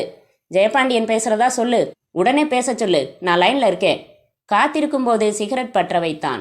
ஹலோ, வேந்தன் ஹியர். சார், எனக்கு அர்ஜென்ட்டாக உங்கள் உதவி வேணும். சொல்லுங்க, உங்களுக்கு இல்லாத உதவியா? என்ன ஒருத்தன் கொலை செய்ய போகிறதா ஃபோனில் மிரட்டிக்கிட்டு இருக்கான். என் நாயை சுட்டுட்டான். யார் அவன்? ராஜேந்திரன்னு சொல்கிறான். அவனை எனக்கு தெரியல, யூகம் பண்ண முடியல. அவன் யாருன்னு கண்டுபிடிக்க என் தோஸ்து ஒருத்தனை அனுப்பிச்சிருக்கேன். தெரிஞ்சு சொன்னால் உள்ளே அனுப்பிச்சிடுறேன். நீங்களும் அவனை பிடிக்க முயற்சி செஞ்சால் தேவலை. கொஞ்சம் நேரில் வர முடியுமா? இன்னும் விபரமாக சொல்கிறேன். நான் அவசரமாக செங்கல்பட்டுக்கு புறப்பட்டுருக்கேன். நாளைக்கு அங்கே சென்ட்ரல் மினிஸ்டர் வராரு. ஒன்று செய்கிறேன், துரைசாமின்னு ஒரு கிரைம் பிரான்ச் இன்ஸ்பெக்டரை அனுப்பி வைக்கிறேன். ட்ரபிள் ஷீட்டர், பக்கா இன்டெலிஜென்ட், நம்பிக்கையானவர். அவர்கிட்ட நீங்கள் எதுவும் சொல்லலாம். நான் உங்களை பற்றி சொல்லி அனுப்புகிறேன். உங்களுக்கு என்ன பிரச்சனையோ அதை தீர்ப்பார். ப்ளீஸ் உடனே அனுப்ப முடியுமா? அரை மணி நேரத்தில் அவர் அங்கே இருப்பார். Thank you sir. ஃபோனை வைத்துவிட்டு மீண்டும் விஸ்கி பருகினான் ஜெயபாண்டியன். வாய் விட்டு சொன்னான். என்கிட்டயே அமோதர, நீ யாராக இருந்தாலும் சரி, உனக்கு சமாதி நிச்சயம் ராஜேந்திரன். அத்தியாயம் 13. நிச்சயமா என்றான் தேவா. நிச்சயமா நான் சாகத்தான் வேணும். இனிமே எனக்கு என்ன வாழ்க்கை இருக்குன்னா என்றால் சுவரில் சாய்ந்து அமர்ந்திருந்த துர்கா. அவளை உன்னிப்பாக பார்த்தான் தேவா. இரவு விளக்கு மட்டும் எரிந்து கொண்டிருந்தது. ஹாலில் அப்பாவும் அம்மாவும் உறங்கிக் கொண்டிருந்தார்கள். அவள் கையில் இருந்து சற்று முன் பிடுங்கிய தூக்க மாத்திரைகள் அடங்கிய பாட்டிலை பார்த்தான். துர்கா, நீ உன் காதலை மறந்துட்டு வேற ஒருத்தனை கல்யாணம் பண்ணிக்கோன்னு நான் அப்பா மாதிரி அம்மா மாதிரி சொல்ல போறதில்ல. எந்த பிரச்சனைக்கும் தற்கொலை முடிவாகாதுன்னு மாமூல்தனமா சொல்ல போறதில்ல. நீ கல்யாணம் பண்ணிக்கிறத பத்தி யோசிச்சப்ப ஒரு மேட்டர் சொன்ன, ஞாபகம் இருக்கா? என்னன்னா, என்னை பெற்று வளர்த்தவங்களுக்காக நான் ஏதாவது செய்யணும், அது என் கடமை. அதுக்காகவாவது நான் கொஞ்ச நாள் வேலைக்கு போய் சம்பாரிச்சு பணத்தை குடும்பத்துக்கு கொடுப்பேன்னு சொன்ன. சொன்னியா? ஆமாம். அதே மாதிரி உன்னையே நினச்சி உருகி உன்னை காதலிச்சதாலேயே செத்துப்போன கண்ணனுக்காக நீ என்ன செஞ்ச? அவள் நிமிர்ந்து புரியாமல் பார்த்தாள். உனக்கும் ஜெயபாண்டியனுக்கும் தானே விரோதம். இதில் அப்பாவி கண்ணன் என்ன தப்பு செஞ்சான்? அவன் எதுக்கு சாகணும்? உன்னை காதலிச்ச குத்தத்துக்காகவா? அது குத்தமா? அதை நினச்சி நினச்சி நொந்து போய் தான் மனசு தாங்காம நானும் போய் சேர்ந்துடுறதுன்னு முடிவுக்கு வந்தேன் என்றாள் துர்கா. அசடு, உனக்கு ஒரு கடமை பாக்கி இருக்கு. என்ன? கண்ணனோட ஆத்மாவை சாந்தியடைய செய்ய வேணாமா? ஆமாம். எப்போ அது சாந்தி அடையும்? தன்னை கொலை செஞ்சவனுக்கு சரியான தண்டனை கிடைச்சாதான் அது சாந்தி அடையும். நீ என்ன சொல்கிறன்னா, கண்ணனை கொலை செஞ்ச ஜெயபாண்டியனை நீ தண்டிக்கணும்? நானா? ஆமாம், அது உன் கடமை. இந்த வெறி எனக்கு இல்லாமல் இல்லை. ஆனால் நான் எப்படி அவ்வளோ பெரிய ஆளை பழி வாங்குறது? சத்தியமாக சொல்கிறேன், இப்போ ஜெயபாண்டியன் என் முன்னாடி வந்தா அவனை கத்தியால் குத்தி கொலை செஞ்சுட்டு நான் ஜெயிலுக்கு போயிடுவேன். இவ்வளவு உணர்ச்சி வச்சுக்கிட்டு சாகரன்னு சொல்கிறியே, ஆனால் இது நடக்கிற காரியமா? நீ ஜெயிலுக்கு போக வேணாம், ஜெயபாண்டியன் உன் எதிரிலையும் வர வேணாம். ஆனால் உன்னால் அவனை தண்டிக்க முடியும். எப்படி? நீ சம்மதம்னு ஒரு வார்த்தை சொல்லு. உன் லட்சியத்தை எல்லாம் நிறைவேற்றுறேன்னு அவன் சொன்னான் இல்லையா? நீ ஒரே ஒரு வார்த்தை சொல்லு, இந்த லட்சியத்தை நான் நிறைவேற்றுறேன். என்ன வார்த்தை அது? யார்கிட்ட சொல்லணும்? நீ அவனை பதிலுக்கு பதில் பழி வாங்க தயாரான்னு சொல்லு. அப்புறம் சொல்கிறேன். தயார் தயார் தயார். Very good. எல்லா முன்னேற்பாடுகளும் ரெடி. நீ என்னோட உடனே வா, உன் கடமையை முடிக்கலாம். தேவாவும் துர்காவும் வீட்டில் இருப்பவர்கள் வெடித்து கொள்ளாமல் ரகசியமாக வீட்டை விட்டு புறப்பட்ட போது இரவு மணி 11:15. அண்ணன் தோளை கட்டி கொண்டு சொன்னாள் அவள். எனக்கு படபடப்பா இருக்கு. அத்தியாயம் 14. நான் சொல்ல வந்தது, அவன் உங்களை நல்லா கண்காணிச்சு நிறைய தகவல்கள் தெரிஞ்சு வச்சிருக்கான். அவன் உங்களை நேரில் நாளைக்கு பார்க்குறதா சொன்னானா? ஆமாம். நாளைக்கு ரகசியமாக மஃப்டியில் நிறைய போலீஸ்காரங்களை உங்கள் வீட்டை சுற்றி அங்கங்கே நிறுத்துறேன். நீங்கள் நாளைக்கு மட்டும் வீட்டை விட்டு எங்கேயும் போக வேணாம். துரைசாமி தான் கொண்டு வந்திருந்த சூட்கேஸை திறந்து அந்த எலக்ட்ரானிக் சாதனத்தை எடுத்தார். இந்த டெலிஃபோனில் தானே அவன் கூப்பிட்றான்? ஆமாம். இதை நான் அட்டாச் பண்ணுறேன். ஃபோன் அடித்தா நீங்கள் இந்த பட்டனை ஆன் செய்துட்டு அப்புறம் ரிசீவரை எடுங்க. துரைசாமி அந்த சாதனத்தை தொலைபேசியுடன் சிரத்தையாக இணைத்தார். எழுந்து கொண்டார். நிம்மதியாக தூங்குங்க. ஃபோன் அடித்தா ஆன் பண்ணிட்டு எடுத்து கொஞ்சம் வளவலன்னு பேசுங்க. அவன் மிரட்டலுக்கு பயந்த மாதிரி பேசுங்க. பணம் வேணும்னா தரேன், என்னை மிரட்டி டென்ஷன் தராதன்னு பேசுங்க. நாளைக்குள்ள நான் ராஜேந்திரனை பிடிச்சிடுறேன். Good night. Good night. Duraisamy வணக்கம் வைத்துவிட்டு புறப்பட்டு சென்றார். அவர் போன கொஞ்ச நேரத்தில் வேலைக்காரன் பதட்டமாக உள்ளே வந்து, சார் சார் என்றான். என்னடா, நம்ம காவேரி இல்லை? ஆமாம். இங்கேருந்து அவனோட ஃபியட் காரில் போனானா, அதில் யாரோ டைம் பாம் வச்சுருந்தாங்க போலிருக்கு. சைதாப்பேட்டை கிட்ட கார் போனப்ப டம்மால்னு வெடிச்சு செவரி. My God, செத்துட்டானா? ஆமாம், இப்போதான் ஆள் வந்து தகவல் சொன்னான். ஜெயபாண்டியனுக்கு லேசாக உதறல் வந்தது. இது ராஜேந்திரன் வேலைதான். அட பாவி, என் நாயை கொன்று, என் ஆஸ்தான காவேரியை கொன்று, அடுத்து நோ, என்னை உன்னால் நெருங்க முடியாது. ஜெயபாண்டியன் தன் அறைக்குள் வந்து கட்டிலில் படுத்தான். குழப்பமாக சிந்தித்தான். அந்த டெலிஃபோன் பூத் அருகில் பைக்கை நிறுத்தினான் தேவா. இறங்கி அருகில் நின்றாள் துர்கா. ஜெயபாண்டியனை பழி வாங்குறதா சொல்லிட்டு டெலிஃபோன் பூத்துக்கு ஏன் அழைச்சிக்கிட்டு வந்த? கொஞ்சம் இரு என்றான் தேவா. வாட்சை பார்த்தான். சில வினாடிகளில் காவல் என்று எழுதிய ஜீப்பில் வந்து இறங்கினார் இன்ஸ்பெக்டர் துரைசாமி. இறங்கி முதல் வேளையாக ஜீப்பில் ஒட்டியிருந்த காவல் என்கிற ஸ்டிக்கரை பீத்து எறிந்தார். தன் ஒட்டு மீசையை பீத்தார். என்னாச்சு என்றான் தேவா. எல்லாம் ஓவர். இனிமே சிஸ்டர் தான் ஆரம்பிக்கணும். நீங்க என்ன பேசிக்கிறீங்க? இவர் யாரு? இவர் பேர் ராஜேந்திரன். உன்ன மாதிரியே ஜெயபாண்டியனால பாதிக்கப்பட்டவர். தர்மதுரைங்கிற தொழிலாளிய அவன் இரக்கமில்லாம கொலை செஞ்சான். அந்த தர்மதுரையோட க்ளோஸ் ஃப்ரெண்டு இவர். ஜெயபாண்டியனை பழிவாங்க துடிச்சுக்கிட்டு இருக்கிறவர். இவர் எனக்கு அறிமுகமானப்போ உன் கதையை சொன்னேன். நான் திட்டம் போடுறேன், நீங்கள் ஒத்துழைங்க. என் தங்கை கையால் அவனுக்கு தண்டனை தருவோம்னு பேசினோம். 90% திட்டம் ரெடி. இப்போ நீ தண்டனையை நிறைவேற்ற வேண்டியதுதான் பாக்கி. எனக்கு புரியவே இல்லை. முதல்ல நீ ஜெயபாண்டியனுக்கு ஃபோன் பண்ணு, அப்புறம் சொல்கிறேன்.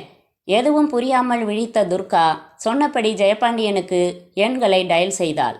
ஹாலில் ஒலித்தது டெலிஃபோன். உறக்கம் கலைந்து எழுந்தான் ஜெயபாண்டியன். நடந்து வந்தான். ரிசீவரை எடுக்க போனவன் நிதானித்தான். பிறகு நினைவு வந்து எலக்ட்ரானிக் சாதனத்தின் பட்டனை ஆன் செய்துவிட்டு ரிசீவரை எடுத்ததும் அது வெடித்ததும் ஒரே வினாடியில். மறுமுனையில் வெடி சத்தம் கேட்டு அரண்டு போன துர்கா, அண்ணா, டமால்னு என்னமோ வெடிக்கிற சத்தம் கேட்குது என்றாள். வேற ஒன்றும் இல்லைம்மா, வெடிச்சு சிதறினது ஜெயபாண்டியன் தான். தண்டனையை உன் கையாலேயே நிறைவேற்றியாச்சு. டெலிஃபோனால் எதையும் சாதிப்பேன்னு சொன்னானா, மரணத்தையும் அப்படியே சாதிக்க வச்சாச்சு. அவன் டெபுட்டி கமிஷனருக்கு ஃபோன் செஞ்சப்போ லைனில் விஷமம் பண்ணி குரல் மாற்றி பேசினது நான் துரைசாமின்னு சொல்லி போலீஸ் ட்ரெஸ் போட்டு ராஜேந்திரன் அனுப்பி வச்சேன். எலக்ட்ரானிக் சாதனம்னு சொல்லி வெடிகுண்டு வச்சுட்டு வந்தார் இவர். ஜெயபாண்டியனை மட்டும் இல்லை, அவன் கருவியையும் கருக வச்சாச்சு. இப்போ கண்ணனோட ஆத்மா நிச்சயமாக சாந்தி அடைஞ்சிருக்கும். வா, மிச்ச விபரத்தை நாளைக்கு பேப்பரில் படித்து தெரிஞ்சுக்கலாம் என்றான் தேவா. துர்கா வியந்து நின்றாள். மெல்ல புன்னகைத்தாள். முற்றும்.